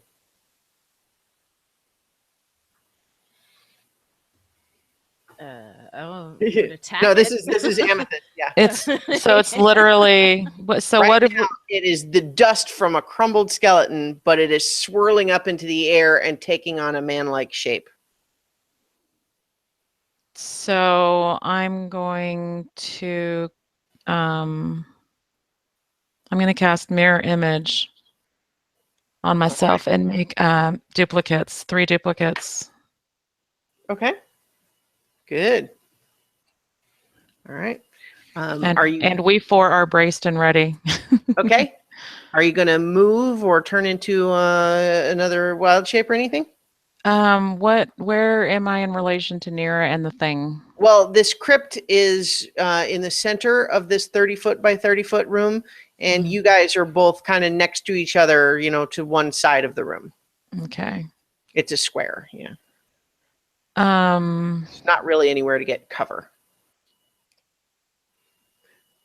3 duplicates is a triplicate. Thank you, Mark, in the chat. Oh, did I say 3 duplicates? Well, I know it's still sorry, my brain is fading. But yes, you are fighting now the mighty Acerak demi-lich. And I'm gonna no, I'm just gonna stay mirror image. I'm gonna cast mirror image, and I guess I'll just stay where I'm at for now. Yeah, because I need to conjure animals before I pick another form.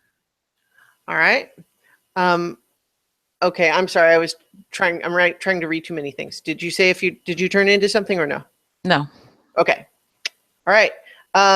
You see now the dust is starting to gain more and more of a shape, but it's still not kind of fully manifest yet. Nira. All right, so I am going to call lightning. Yeah. With destructive wrath. Nice. This means I do the maximum damage rather than rolling the dice. So but I didn't look up. Let's see. Call lightning. Yes, a storm cloud. You tap into this energy. Clouds begin to form and crackle in the ceiling of this room. 60-foot radius. So basically, it's filling the entire ceiling of the room.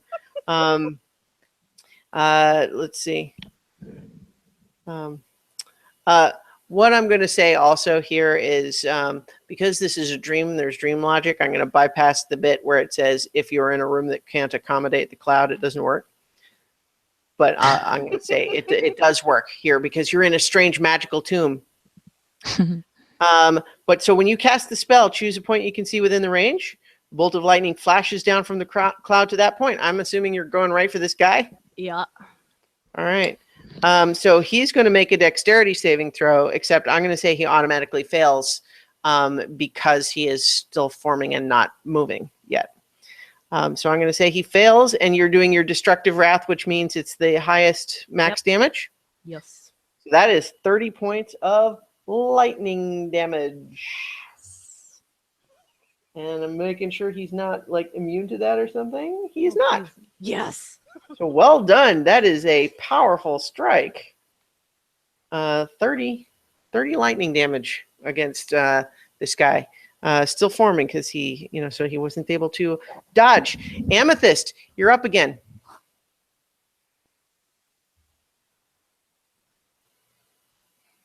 She's muted. Yeah. Sorry, stupid mute. So is he still dust? He's getting better, but you think he's almost there, but maybe one more round before he can move.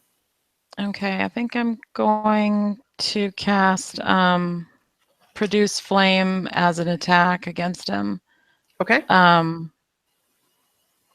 With so 5th level, so it's 2d8 damage. Yeah. I forgot that. When I hit 5th level, it went to 2d8 damage, not 1d8. Okay. So. Oh yeah, you're right. So that would have dispatched those snakes a little faster. Yeah, a little faster. So. All right. So you're making your roll. Yes, I'm trying to remember it's. And roll it with advantage. Okay.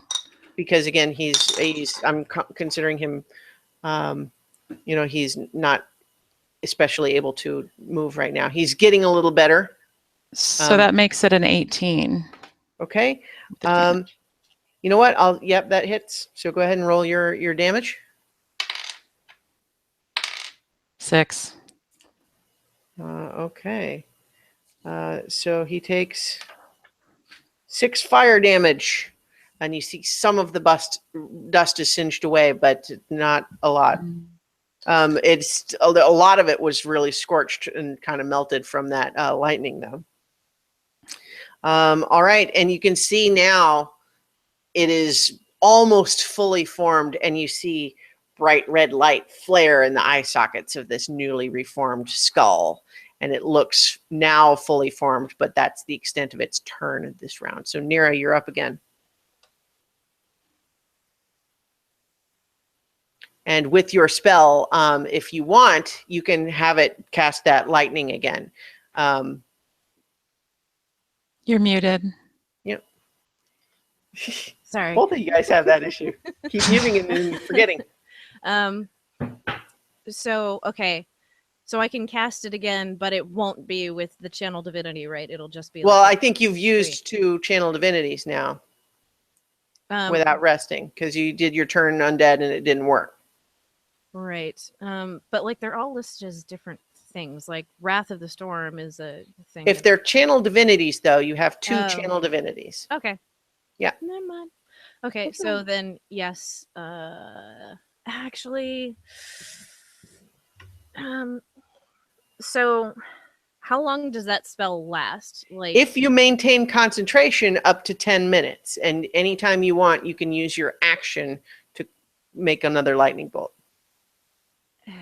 And as long as you don't cast another concentration spell, it'll keep going.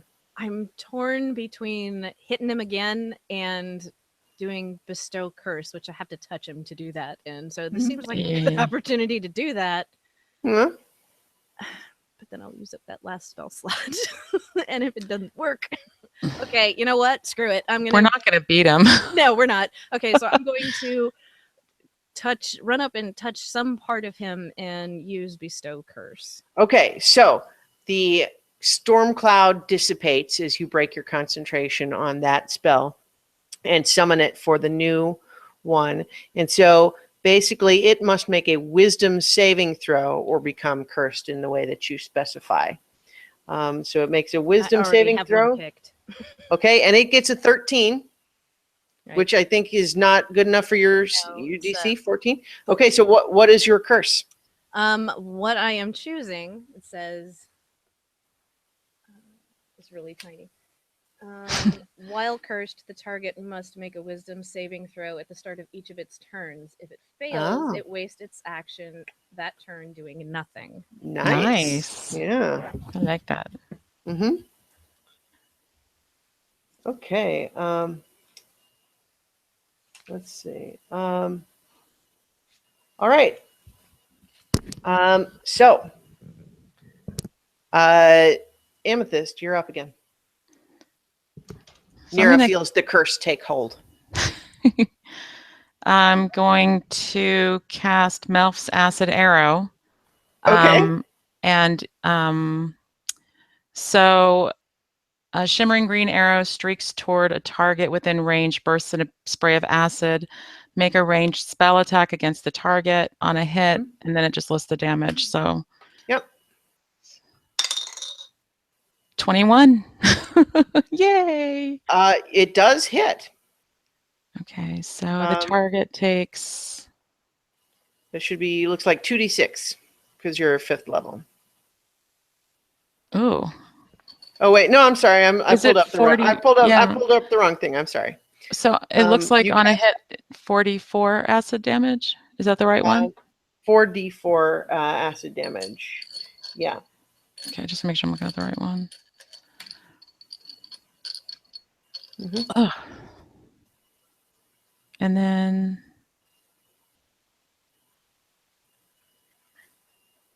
so it's a 2nd level spell, but I'm going to cast it as a 3rd level spell to increase it by 1d4. So that's 5d4 acid damage. I think 3d4. Or no, you're right. You're right. 5d4. That's correct. I'm sorry. Yeah, 5d4. 6, 10, 13 immediately, and then so that's So you cast this green streak of energy that shoots out at the lich, and you can see bits of its bone dust reconstituted body begin to melt and hiss, sizzle as the acid, and it stays on, so it's going to continue to take more acid damage the next turn. Mm-hmm. All right. So the lich, the demi-lich, though, now fully formed. Let's see. Says, I'm hungry. How about some food? And he just reaches out towards you, and you just feel like this sucking, like he's like pulling life energy just directly out of you. And I want both of you to make a Constitution saving throw.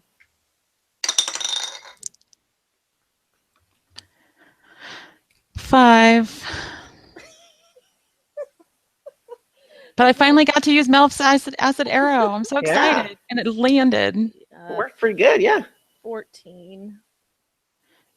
14. You both fail and take 16 necrotic damage. As he just sucks life force right out of you. And you see places where his body was burned or scorched. Did he make his wisdom saving throw? He was cursed. Let's see. You're right. He needs to do that.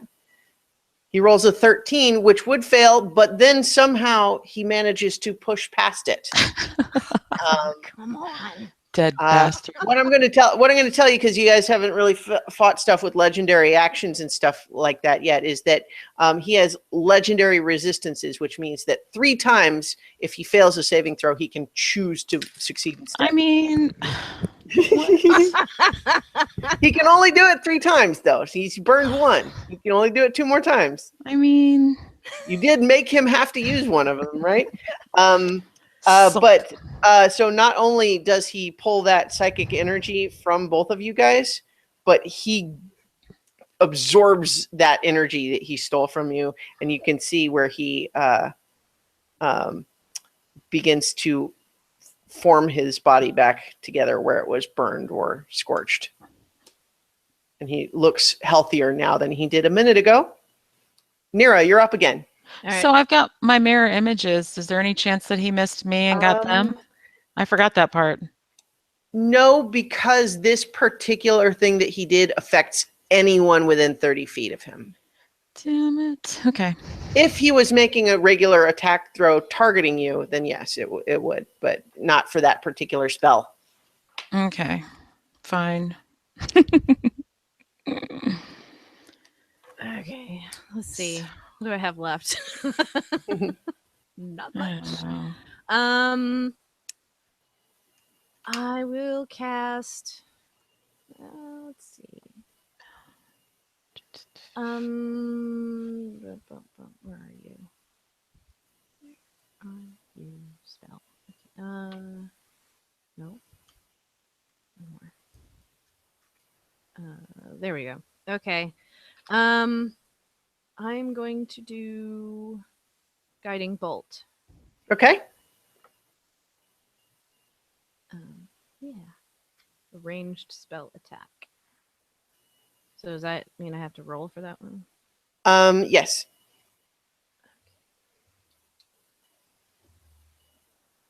17 plus 6. So the spell attack bonus, that's what I add, right? 17. Yep. Okay. And so that's going to hit. Better. Like he's literally right in front of me. Yeah, yeah. So that is, what did that say? 46. I think that's right. Yeah, 46. Okay. I like Paulette in the chat. Is it dead boss thing? You have failed this city.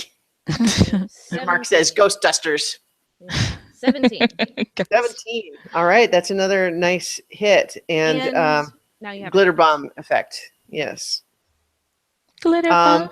And so, Amethyst, you're all set to where it'd be your turn, but somehow all of a sudden you see that it's using its legendary ability to take additional actions outside the normal initiative order. Of course. And it turns to you, Nira, and says, "You think you're the only one that can curse?" Uh-oh. Make a wisdom saving throw, Nira. and that, What's your health at? I too? have I'm at 30. Yeah, I have proficiency bonus on that one. So. Well, and your ring of protection, you get another +1 over what you would normally get. Ooh, I rolled a 20. Oh, nice. You manage through the holy power of Rishama running through you to repel a Sarawak's vile curse. Sweet. Amethyst, you're up. Are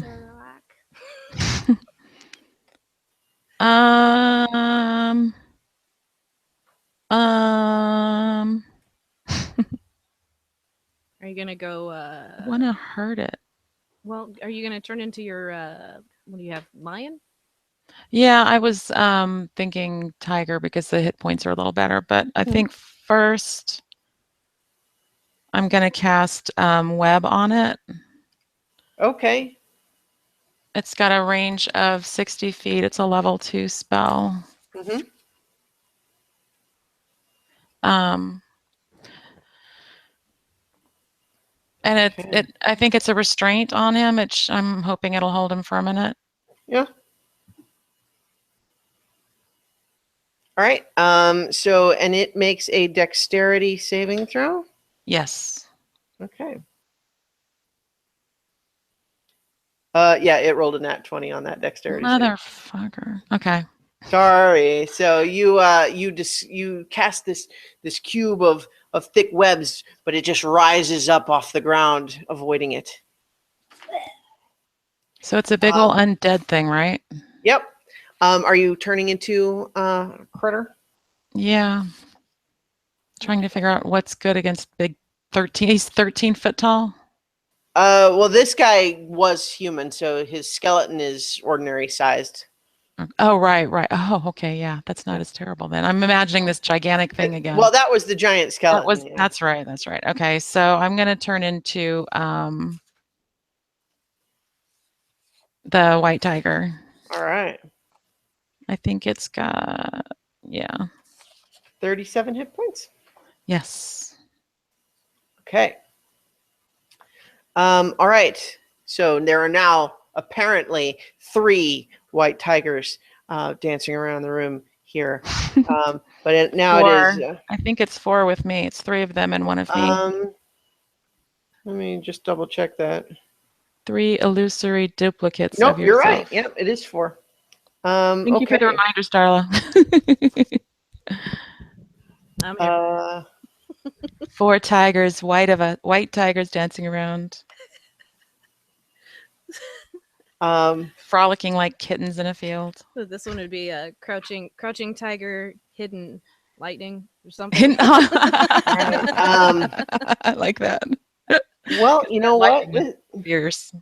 See, here's the thing, though, is that while the mirror image, I think, is probably a great tactic in general, this guy's specialty is like area of effect stuff.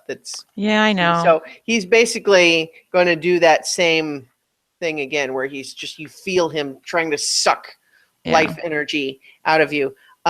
He is going to take another 2d4 acid damage from the previous acid. Is it an additional 1d4 since I did it at the higher level? It's supposed to be half. Okay.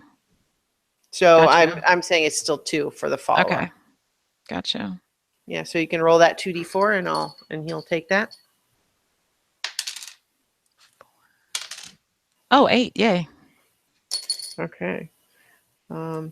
So that's another 8. You see more of this acid sizzles away part of his bony form before the acid's kind of now just dissipated into. Actually, let me double check. Does it go to 1d4 next time?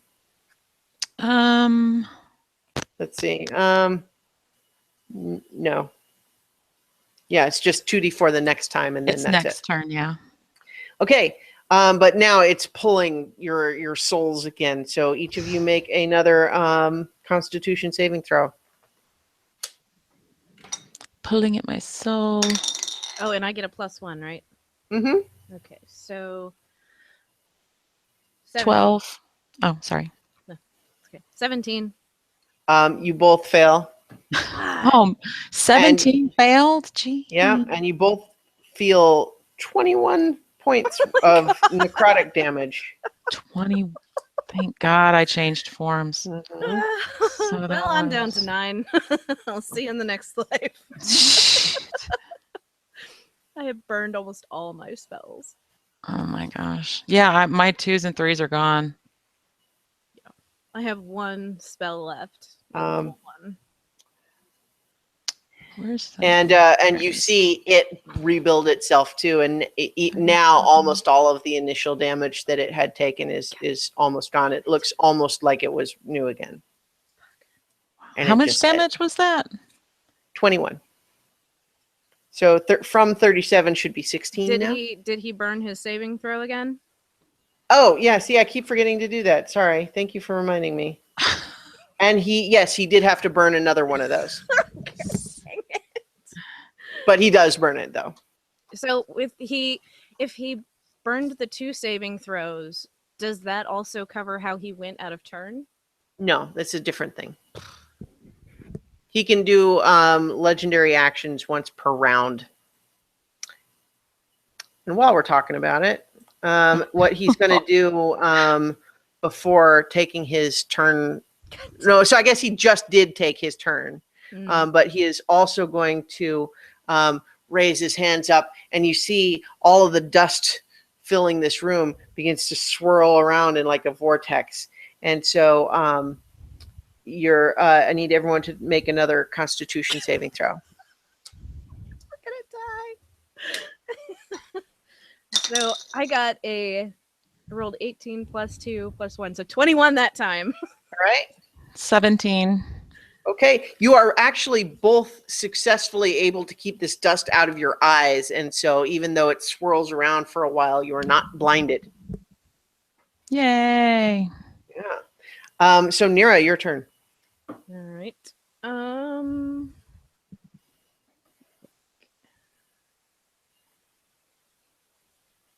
So I'm going to assume that because he's a larger undead thing that I've already used my channel divinity, it doesn't matter.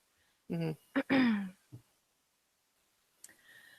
I guess I will cast Guiding Bolt again and use my last spell slot. All right, and you do get to cast it at advantage because of your previous hit. Okay.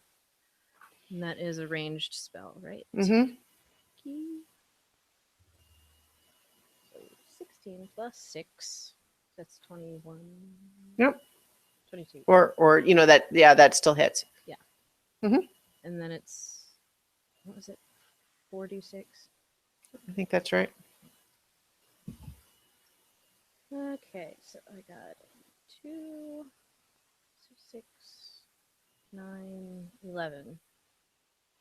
Good thing this is like a dream and I'm not keeping track of spell slots, huh? Hey, I'm keeping track of mine. I know exactly what I can't cast again. I'm crying over it. I think she just told us we can cheat. Oh, see, I'm so bad at cheating, I didn't even pick up on that. Wink. The wink is because you guys are going to die anyway. He hasn't even pulled out his guns yet. Right. He what? So say that again? He hasn't pulled out his big guns yet. I'm going to cry. So was Kills that how quick. much damage was that, Starla? 11. 11. Yeah. Okay, yeah. Once again, your guiding bolt blasts away part of his shoulder and then leaves him glittering. Let's see.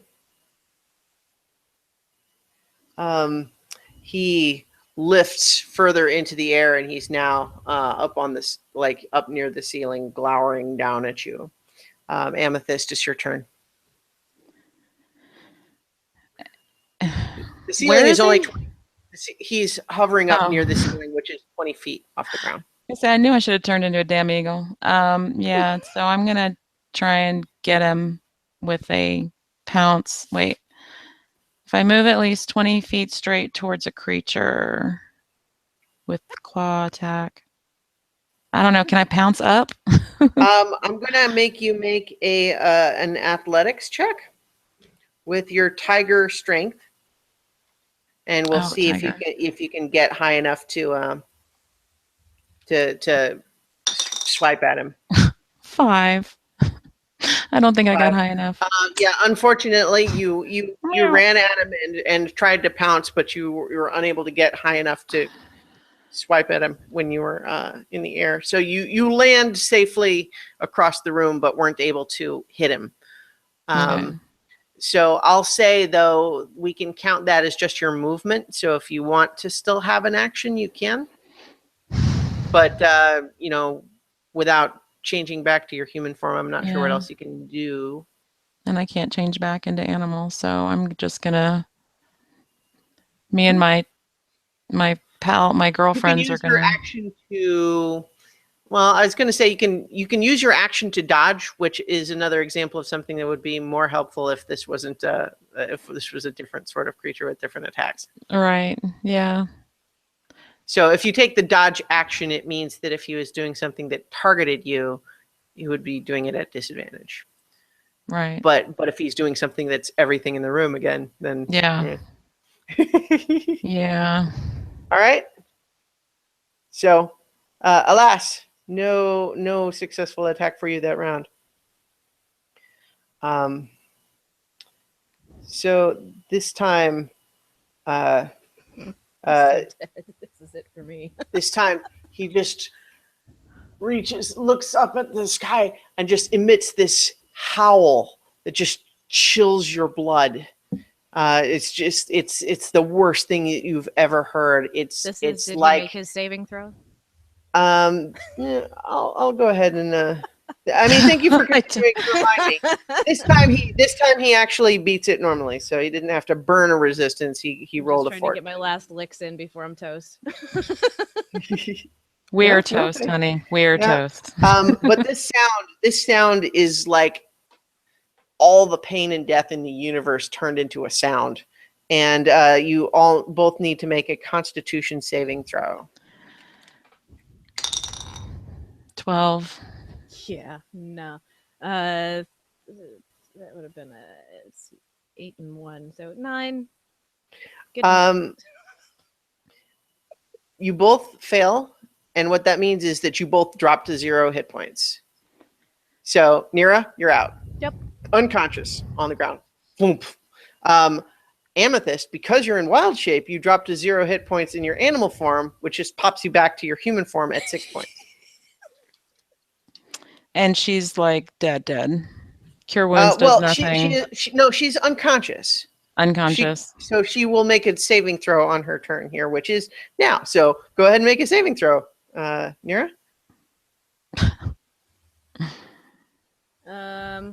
What am I like? Do I have any modifiers or just straight? No, roll? saving throw is just a straight D20. Okay. 10 or higher is a success. All right. 15. 1 success. All right, Nira, it is your turn. You are back in your human form. You do still have your mirror images up. Amethyst.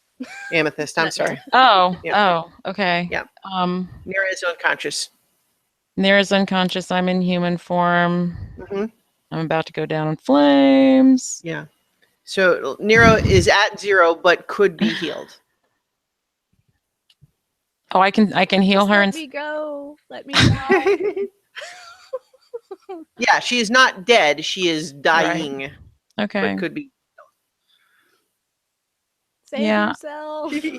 For what? What for the next time I'm gonna heal her? She ain't going down with. I'm not doing this alone. She's fucking fighting with me to the end. The end, Elf. You hear me? Cure wounds, hooker.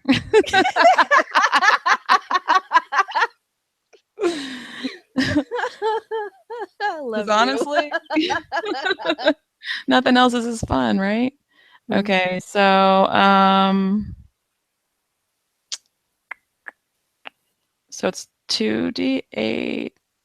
Wait, I can cast it as a 3rd level spell, so that would be 3d8, I think. Yeah. 7, haha. 6, 13 plus, so 22. Sorry, hooker, you're alive again. You die with me. Hurts. We die together. You sit up, gasp for breath. You're still here. Oh man, you're still in the dream. 22. That's respectable. That's a decent help right there. Yeah, definitely It'll do. is. Once again, all of the dust in the room starts to swirl around. Have both of you make a Constitution saving throw again. Okay. 12. 20. Okay, so Nira, you are once again able to keep the dust out of your eyes, but Amethyst, this time a gust catches you by surprise, and this coarse burning bone dust gets in your eyes, and you are temporarily blinded for the next round. Okay. Fun. But I won't be able to see. Oh. All right. And so then once again, this demi-lich reaches out, sucks at your soul. So make Constitution saving throws, both of you. That's mean. I'm already blind. Yeah. No, I rolled a 10. Ooh, 19. 19 is a success. I finally got one. Yeah, so you take no damage for this time, Amethyst. Yay. Nira, you do. Mm-hmm. You take 14 necrotic damage. Down to 8. Okay. And once again, the Demi-Lich is healed by 14. All right, it's your turn again, Nira. All right, I'm gonna. As long as we're doing that, okay, I'm gonna call the lightning. Fuck it. You're gonna And I woke up and I had spell scan. Yeah, it's like a dream. It's like somehow you didn't even realize that. It's like as long as you didn't keep track of what spell slots you had used, you still have them. Oh, it's crazy. So does that mean I can bring down the wrath of Rishama again? No, I'm gonna say that to you, Steph. That's a step too far. Well, okay, you know what? You can. What? You get one more of those. Wow. Okay. So But- that's another, what was it, 30? Well, yes, if you hit, he Oh, gets that's to make a saving throw. He was immobilized because he was still forming himself last time. Okay. Does So this also count with his like cursed thing? No, because the curse is only when he's attacking you. Okay, with the action. Mm-hmm. So he makes a dexterity saving throw against your DC. Oh, he only gets a 9. So yeah, he's going to take, once again, that is a powerful hit, 30 lightning damage to this thing. Awesome. And again, you can see that melts a good third of his body. Nice. And he kind of snarls, and he reaches out at you again, and he's going to try to curse you again. So make another wisdom saving throw. Well, at least I have proficiency on that one. No, that is probably going to help me. Okay. So 17. 17 is good enough. Once again, you were able to stave off the vile curse. You're never gonna die. Yeah. All right, Amethyst, you're up. But you are currently blind. Oh shit, that's right. Okay. He did. I'm going to say he did float back down towards the ground, but you're blind, and so don't necessarily know exactly where he is. You can still make an attack, but with disadvantage, because you can still kind of hear where he is. Yeah.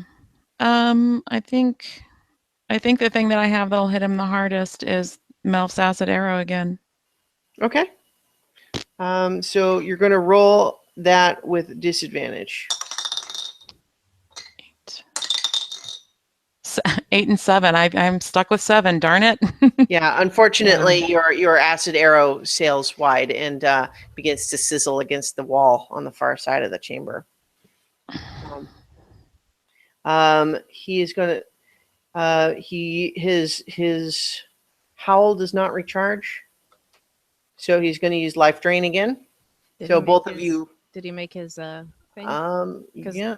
Again, yes. Thank you for reminding me. He does not, and so he uses his third legendary resistance, so he can't do that anymore. He can't automatically succeed anymore. He could still roll high enough, but not automatically. Right. Okay, so he does manage to use his life drain again, and both of you roll Constitution saving throws. 19. Ooh, And that's I just once rolled again a 20. Oh, Both nice. of you succeed that time, Yes. and so he is not able to get any more life energy from you, and he's pissed. He's not happy about that. I'm about to call the lightning on his ass again. Yeah, Yep. Do it. Because the spell's still up. So yep. sure is. Yeah. And it was that's an attack roll on for me, right? No, it's again. You use your action to call another lightning bolt. He gets another dexterity Oh, saving okay, throw. right. But this time it's you roll the damage. It's not Right. automatically max. And he rolls a 9 again, so that he's going to take it again. So another 3d10 lightning damage. Sweet.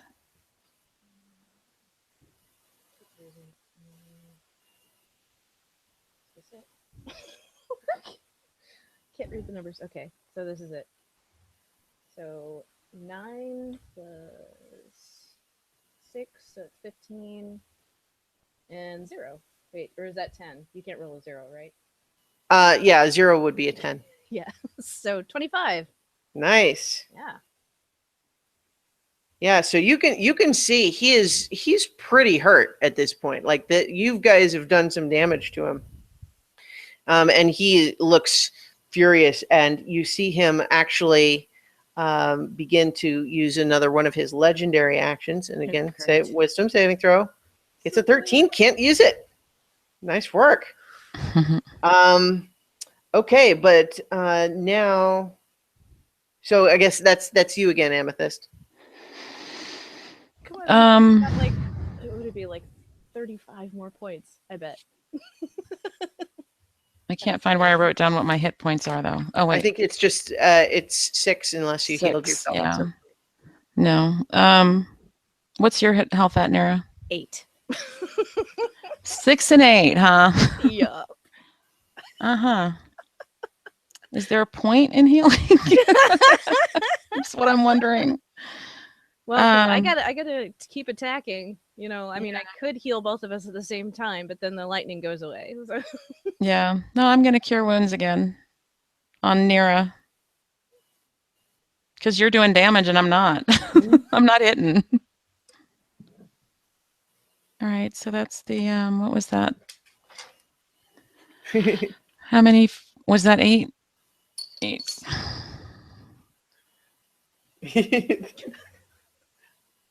By letting you guys just reuse your spells and stuff, that's put a little more challenge back in this. So I'm gonna cast it at a level 3, which I think gives 3d8s. 1d8, 2d8, 3d8, right? I think that's right. Yeah. Plus my modifier. Mm-hmm.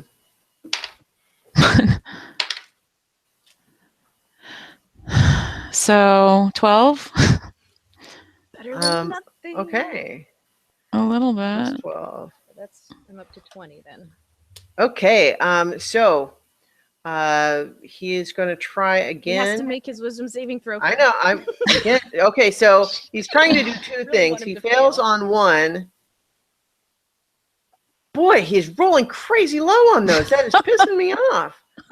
Okay, yeah, he is unable to attack you guys this turn. Yes. Well, okay, with his turn, that doesn't totally rule out the other stuff.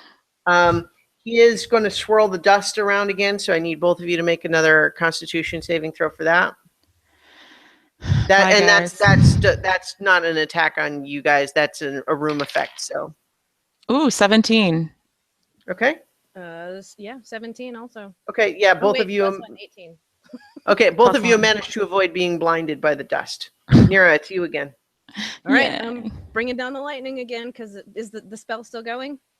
Is the spell still going? Yep. Okay. All right, then. Wow. I'm gonna fry his ass. So keep that bad boy. Okay. Did he roll? Did he fail? Oh, yeah, sorry. Yeah, he rolled a 21 that time. And in fact, he has a trait that where if even though a successful roll would normally still mean half damage, he has a trait where if he succeeds, he can take no damage. Son of a bitch. Yeah, there's actually a couple of the times earlier ones where he could have taken half instead of full. Now that I'm realizing it, but okay. And so. That's your turn. Unfortunately, he is able to float away and avoid the lightning that time. And so, Amethyst, it would be your turn. But once again, he's going to try this thing. What the? I mean, seriously, like all of these wisdom saving throws he's making, they're like 5, 7, 6, 8. He's got a +3 wisdom modifier. Okay, so I just want to make sure you guys are getting some really lucky rolls right now. Oh no, we know. Now that said, tactically, this curse is really helping you guys out. You would have been dead for this. Okay, so that is his legendary action, but now Amethyst, is your turn. So I've been trying to avoid using conjure animals because it adds a whole nother level of complication to it. That's all right. Go for it. But I think I'm going to summon 2 dire wolves, which is a challenge rating equal to 2. Okay. Let me. And if I'm just going to be healing Nira, then then they can be doing some damage. Okay, direwolves, 2 of them, huh? Let's add those. They're chicks, so Lady and Nymeria, of course. All right. We're adding 2 of Corny. those. Okay. So I'm going to have you roll initiative for them. They should get. Let's see what. A +2. So D20 +2. And I'll have Okay. both of them use the same initiative roll. 16. Okay. They're going to go after Sarawak, but Okay. before Nira Okay. in the initiative. Okay, so that's your action. You summon those. And now he is going to, once again, use this life drain or try. Don't forget his wisdom saving throw. 16. You got it this time. And so he reaches out and says, new blood. And he's going to have a Constitution saving throw from everybody, including the direwolves now. Damn it. So both of you make a Constitution saving throw, and then you make 2 for your wolves too. I got 20. 20 is good enough. Basses? 21 for me, and 12 and 16 swear, for you the guys. direwolves. You're not cheating with these dice, are you? Now? I am not cheating. I Nope. swear to Okay, God. well, thank goodness for the direwolves, because they didn't get it high enough. Wait, so you said 16 for one? Did you roll 2 of them? Yeah, 12 and 16. 12 and 16, yeah, that's... So he sucks out 21 hit points from each of them, recovering that much, 42 hit points. Bitch. And leaving both of your direwolves looking startled that they've just had 2/3 of their life sucked away. Remember in Princess Bride where he had 1 year of his life sucked away and Yeah. he cried? Well, Yeah. this was more than that. That was minus 16? 21 from Minus each. 21. Okay. Oh, okay. I was doing... So 16 left each. Yeah. Okay. All right. And once again, the dust is going to swirl around in the room. So have all of you make another Constitution saving throw to avoid being blinded. So 10 that time. 10. Okay. Sorry, Amber Alerts don't care if you have it on silent. I'm not driving. I can't help nobody. I'm sorry. So that was a 12 for me, a 6 for one direwolf, and 17 for the other. Okay. Everyone but that one direwolf is currently blinded by this swirling bone dust. Pretty gross. Okay, Nira, your turn, but you are blinded. Was there damage on that, or is just the blinding? The dust just blinds. Okay. All right. So since I can't see, that's only lasts for 1 turn, right? Which the blinding? Blinding is for 1 turn, yeah. Since I can't see anything and I'm not gonna be able to hit him, I'm going to do well. Does call lightning, you have do to I be have able to be able to see him? It does. It says Okay. you have to a point you can see. Okay. So then I'm gonna cast Prayer of Healing. Okay. on all y'all except douchebag. Let me die. So that is 2d8. Okay. And I got a 13. So Okay. give yourselves 13 points. That's 13 for everybody. Oh, yay. Yes. Why, thank you. Okay. 13. This is stretching out longer than I thought It- because it he is is. legit rolling really bad. Okay. Okay. And so No, okay, he used his actions this time. So actually, your wolves are feeling healthier now to that prayer of healing. But one of them is blind, the other one is not. Are you going to have him try to bite Sararak, this demi-lich? That's why I made them. Go for to it. bite So you him. can roll one of their attacks at disadvantage and the other one regular. Well, they there's two of them, so do they get pack advantage? You're right. Pack They do. tactics. So the wolf has advantage on attack rolls if at least one is within 5 feet. So what I'll say then is that Is blinded incapacitated? No. Okay. So one gets a regular roll, the other one gets advantage. Okay. 20 for the first roll. Mm-hmm. That's Natural 20. And then oh, if it was a natural 20, is it a natural 20? It was a natural 20, yeah. Okay, well that's a crit. So definitely point out that when that happens. Yeah. So crit, and then what was the other one? 1. Okay, that's a miss. Of course. Oh, wait. That one gets advantage, though. Yeah? Uh-huh. 11. Okay. Yeah, that's still a miss. So you do get one crit attack, though. So roll 4d6 plus 3. 4d6. Oh, that's regular dice. Mm-hmm.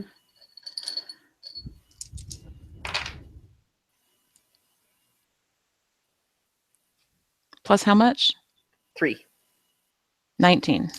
19.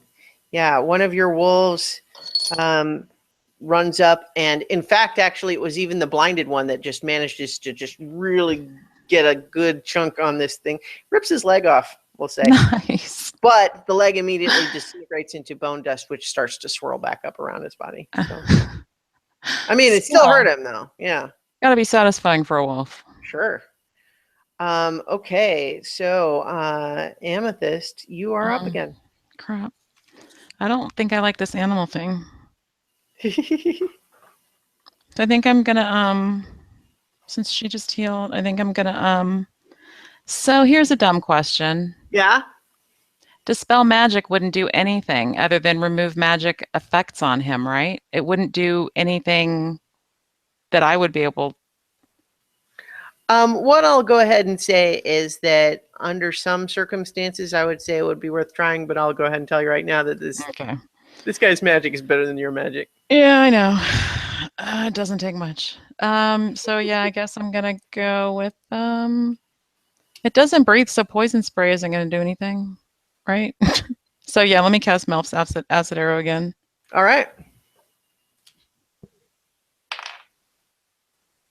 Natural 20. Natural 20, huh? Yep.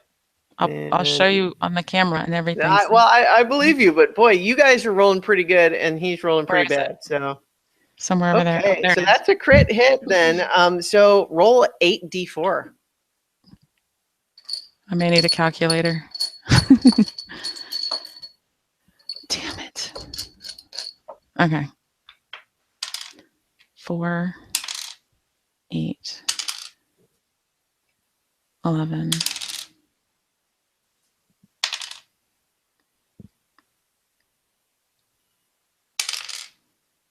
20. I think that was the 5th one. Okay, yeah, I think so.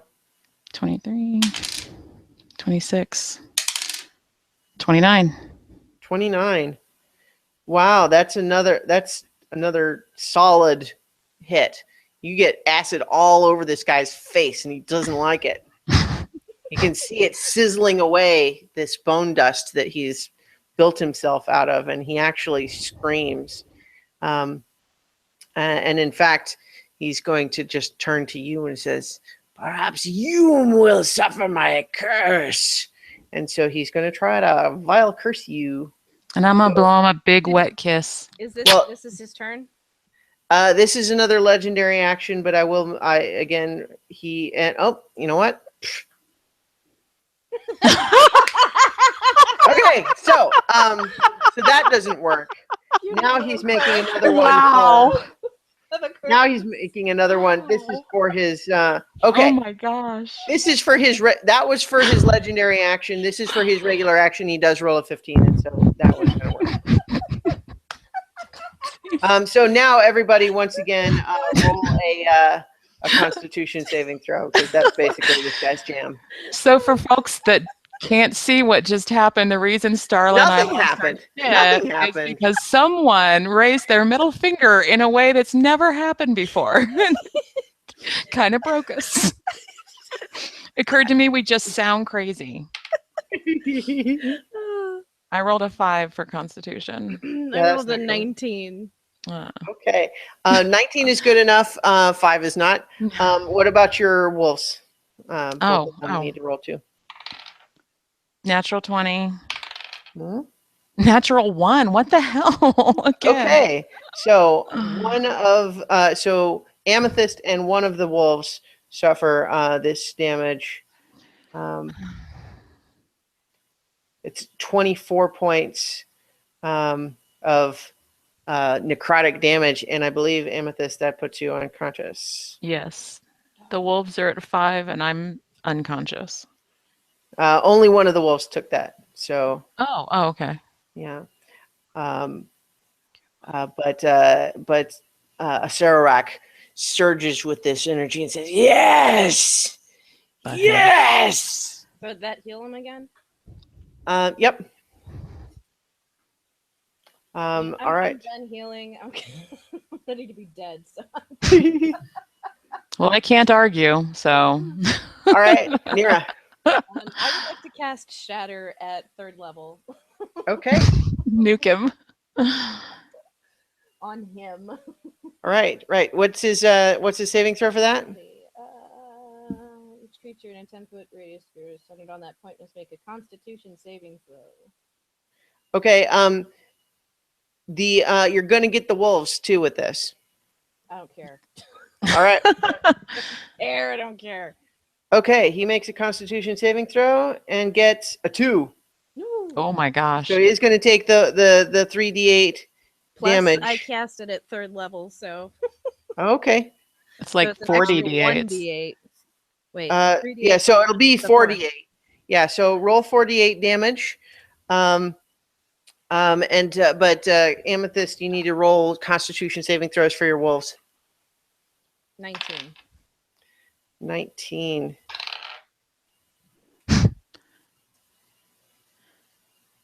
Yeah, so the Demi-Lich takes that hit from that, parts of him kind of explode outwards from this shockwave. How's that going for you, Amethyst? How are the wolves doing? The same damn wolf rolled another 1, so that's a 3, Okay. and then it was 11, so 13. Okay, yeah, both of them take 19 damage. They're gone. So one of them puffs into smoke because, of course, it was only a conjured beast all along. The other one still has 10 hit points. 10. There it is. Yeah. So it's just me and the wolf. Yeah. Yep. All right. The wolf is going to attack. Of course. Yeah.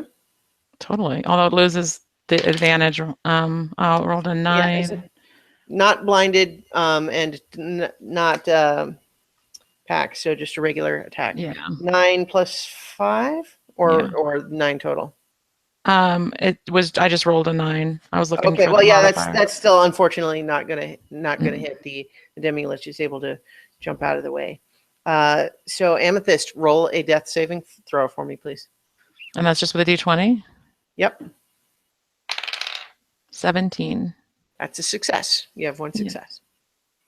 The Demi-Lich, first of all, is going to...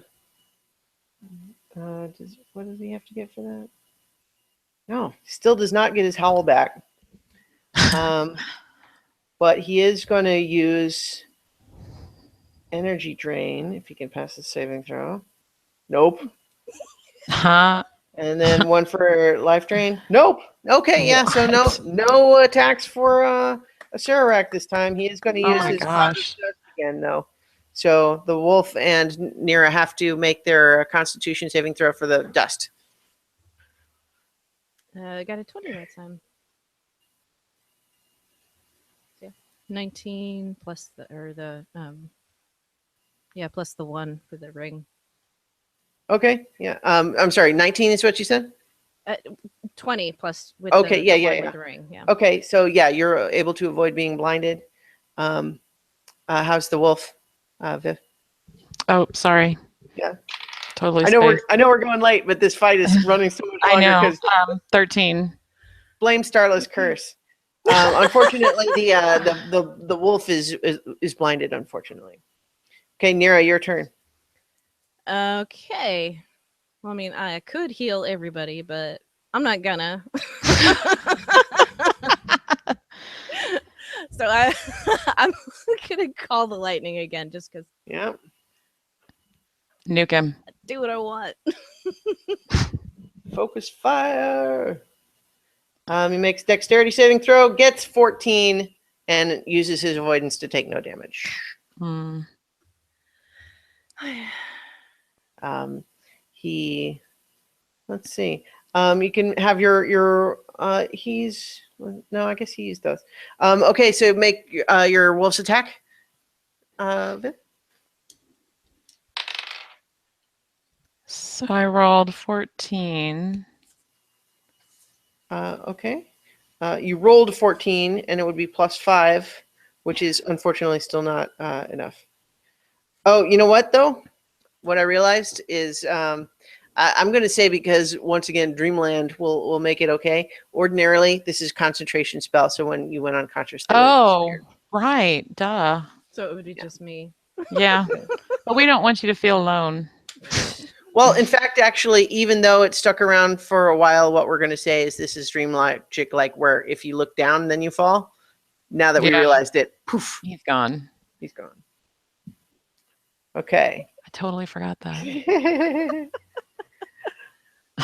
That's all right. Okay, so it would be your turn. So Amethyst, make another death saving throw. 11. That's another success. You have 2. Is it? Oh, because it's 10 or better than higher. Yeah. Okay. Demi-Lich is getting kind of pissed about this curse. See, here's the thing, though. I could have used his legendary resistance to not take the curse, but I didn't worry about it because I figured he could use his resistances to beat the effects of the curse.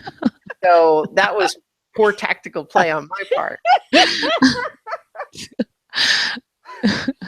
Okay, first he's going to try to get his hollow back. Every time you say that, I think you're saying get his holler back. Like Gwen Get his Stefani. Get his holler back. Okay. All right. So this is for energy drain. 17. Okay, so that one finally works, which is one of these things that you guys actually haven't seen yet. Oh, So God. Nira, make a Constitution saving throw. I'm so sad to miss this. 11 plus 3, so plus the 1, so 15. 15 just Oh makes God! it. So I'd you say you're you killing me, succeed. but You you're succeed, not. but only barely. Okay, yeah. So that has no effect on you when he tries to sap your energy, but he's still going to try to do his life drain, and he does not succeed on that one. So it's your turn again, Nira. All right. He really wants to kill you now. No, I bet. Trying to think. Since there's nobody else here, I'm gonna cast Shatter on him again. All right. Yeah, we'll do that. Yeah, go for it. Boop. I think that's another Constitution saving throw. Yes. He rolls a 7, which is a failure, but he's going to use his avoidance to take half damage. Okay. 8. 9 plus 6. 15. Is that the total? And he's going Yeah. to take half? Okay. Yeah. Yeah, so he takes 7. Because he manages to float out of the way of the worst of the shockwave at the last second. He is going to try his thing again. And he gets a 14. So you're making another Constitution saving throw. That's all you guys are doing in this round. Because that's what this guy's powers do. That didn't work so well. I got what is it? Constitution. So it's 9, 10. 10 is a failure. So I'm gonna roll 3d6. Oof. Ouch. 11. So what happens here, Nira, is that it's not that you take 11 points of damage. It's that your maximum hit points is reduced by 11. What? Yeah. So instead of What? having 46 hit point maximum, you now have only a 35 hit point maximum. So you didn't then I'm actually take almost any healed. damage, but you can't heal yourself any higher than that now. Okay. And then he is also going to try at least to use his life drain, and he gets a 14 that time. So make a Constitution saving throw. 16 plus 3 plus the 1. So Yeah, that'll do it again. So once again, you are able to beat that because Constitution saving throws, you're good at those. You got that ring of protection too. this is never gonna end. She's gonna take that ring off. All right, so your turn again. We're just gonna run with the spells, so okay. Mark asks in chat, yes, what Sararak just did was called energy drain, but he is currently under a curse from Bestow Curse that Nira cast early in the fight. This is the first thing I did. Boop. You better keep Yeah. that spell, Hooker. I'm telling you, that thing has been Certainly helped you out a lot on this one. That's for sure. Mhm. I don't know. The only thing that really seems to do me any good is call lightning. Mm-hmm. So I'm gonna do that again. All right. So he gets to make his dexterity save. He gets a 23. And so he is able to use his avoidance to reduce that to 0. And he is going to once again. Come after you. Well, he's doing a number of things. Oh. You gotta do all First, the rolling. still, I'm annoyed because he has that cool howl spell that I actually didn't do quite right the first time. And it's he has to roll a 5 or a 6 on a d6.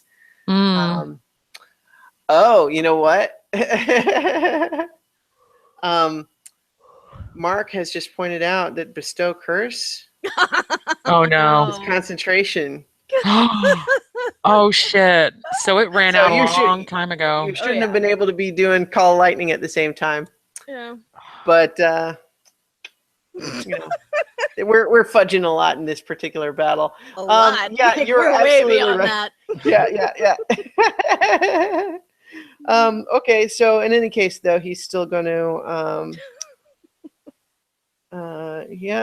He succeeds again. So roll another Constitution save. Oh, he fails that one. So the first one is the energy drain again. Roll a Constitution save for that. The energy drain. That's the Hit point max reduction. okay. Well, that one. Let's see. I got 17 and 3 and the 1, so 21. Okay, yeah. So, okay, you're able to avoid that effect, and his curse beats him on another one. But then he also just kind of says, "Wait a minute, that curse wore off many rounds ago. I'm no longer affected by it." Mwahaha. Your turn, Nira.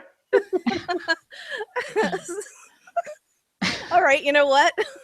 I'm gonna grab. Oh, him by the and- way, Amethyst, make another death saving throw. I think we probably should have done. Make 2. We've skipped one. 15 and 5. Okay, well, the 15 was actually your third success, so you are stable, not dying, but still unconscious. Okay. Yay, my foot twitches or something. I don't know. Yeah, so Nira, your turn. All right. So I want to bestow that curse on him again. Okay, yeah. Can I run at him and Oh do that? God, save I us. will just use my warhammer and chip away at him now. So Well, bestow curse is going to be the spell first, right? Or is Right. that a bonus action spell? no. I mean, like later for other. Okay. Like, I'll keep. You're going to I'll try to hang on. cast that on him again? Yeah. Okay, he gets to make a wisdom saving throw. And he gets a 7. So you have recast Oh my this God. again. But you can't also cast like Oh yeah. No. call lightning on him. So yeah, now I've Okay. got my warhammer. So You do that, and he just kind of really. We were given an out. Okay, so he's going to try to use his energy drain on you again. He does beat his wisdom saving throw, so another Constitution saving throw. see, I can't purposely fail. Like I know. Yeah, I know. We're can't getting do there. it. Okay. Oh, sorry, me. Yeah, yeah.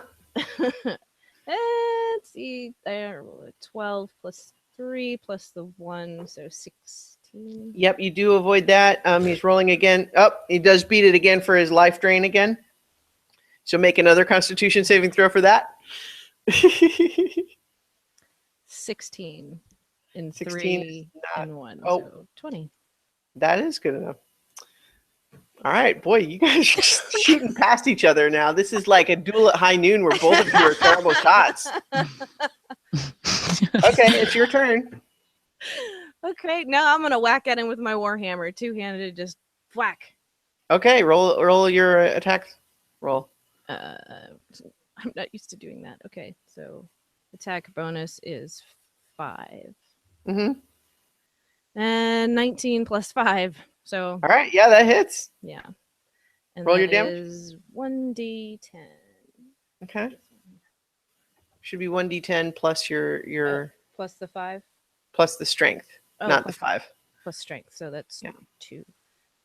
So 4 and 2, 6. Okay. You break his kneecap. But he's flying, so it's fine, really.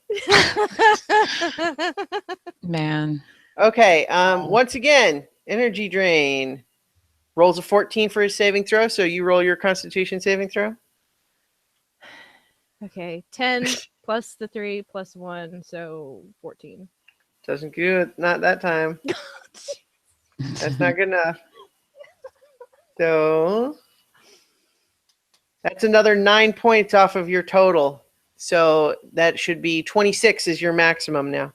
All right, so but does that take down what my current hit points are? Because I had Yeah. 33, so I'm down to 26. Mm-hmm. You can only have a max of 26 now. Okay. And so he's going to roll his saving throw again to try to do life drain. And he does not get it. So, nope. All right. He's trying to wear you down. He keeps failing on his one that lets him recover his own hit points. Oh, wait. Let me get his freaking roll his howl back. Yeah. Okay. All right. Okay. That's for next time, though. Your turn. Okay, I'm gonna warhammer again. All right. Well, that didn't go so well. So 3 plus 5 or plus strength, right? Or is it plus attack bonus is 5? Okay. Yeah. So it's yeah, D20 8. plus 5. No, that's not. doing it. No, that doesn't. Yeah. So you whiff pretty big time on that particular. Well, he is floating, so roll. Yeah. So now once again he says, "Finally, my howl." Ah! And he does that terrible howling noise again. And once again, you need to make a Constitution saving throw. I almost hope I fail. Right, whoa, I'm back. Hold on. Okay, I got a 9 plus the 3 plus the 1, so 13. 13. Not good enough. Am He I sucks dead? your soul out. And then he's just like, finally, geez, it wasn't even worth it after all that. Man. Gave it my best. And then both Nira and Amethyst wake up back at their campsite in the forest in a cold sweat. They kind of look at each other. Did that just happen? No, surely not. So that's a little bit of Tomb of Horrors, and then an extremely extended fight with the Sararak, which went 5 times as long as I thought it was going to. So good job, you guys. You demonstrated pretty thoroughly that even a really powerful enemy has to be played tactically, and good tactics can still hold out. I mean, just considering how potentially tough that was, the two of you by yourselves held off a challenge rating 18 enemy for quite a while. Wow. Nice. Wow. Yeah, so Awesome. Can't imagine why my challenge rating level 1 direwolves just didn't really do anything. so That's some crazy. good tactics on Literally your a part, flea. and then some freaking like a really bad string of rolls on his part was kind of astounding. How long that went on, but seriously, you guys, great job. we got a pun war going on in the chat room between Mark and Oh, Lord. Paulette. Nice. Oh, I haven't even looked. How Dusty got his holla back. The incredible lightning of being, yeah. A failed Constitution roll, which changes your max hit points, might be a constitutional amendment. Wah, wah. That's cute, though. That one's cute, though, because that one confused me. I'm so glad that apparently this stream was not a problem this time. Yeah, works this time. Yeah. I wonder if it was your was switching the camera, like to the battle maps and stuff that I wouldn't making a think choke point. so, but I mean, because I'm still using the same setup that would allow me to do that. See, Huh? I don't know. but I don't know. Yeah. Thanks for In hanging any with us all case, night, though, guys. Yeah.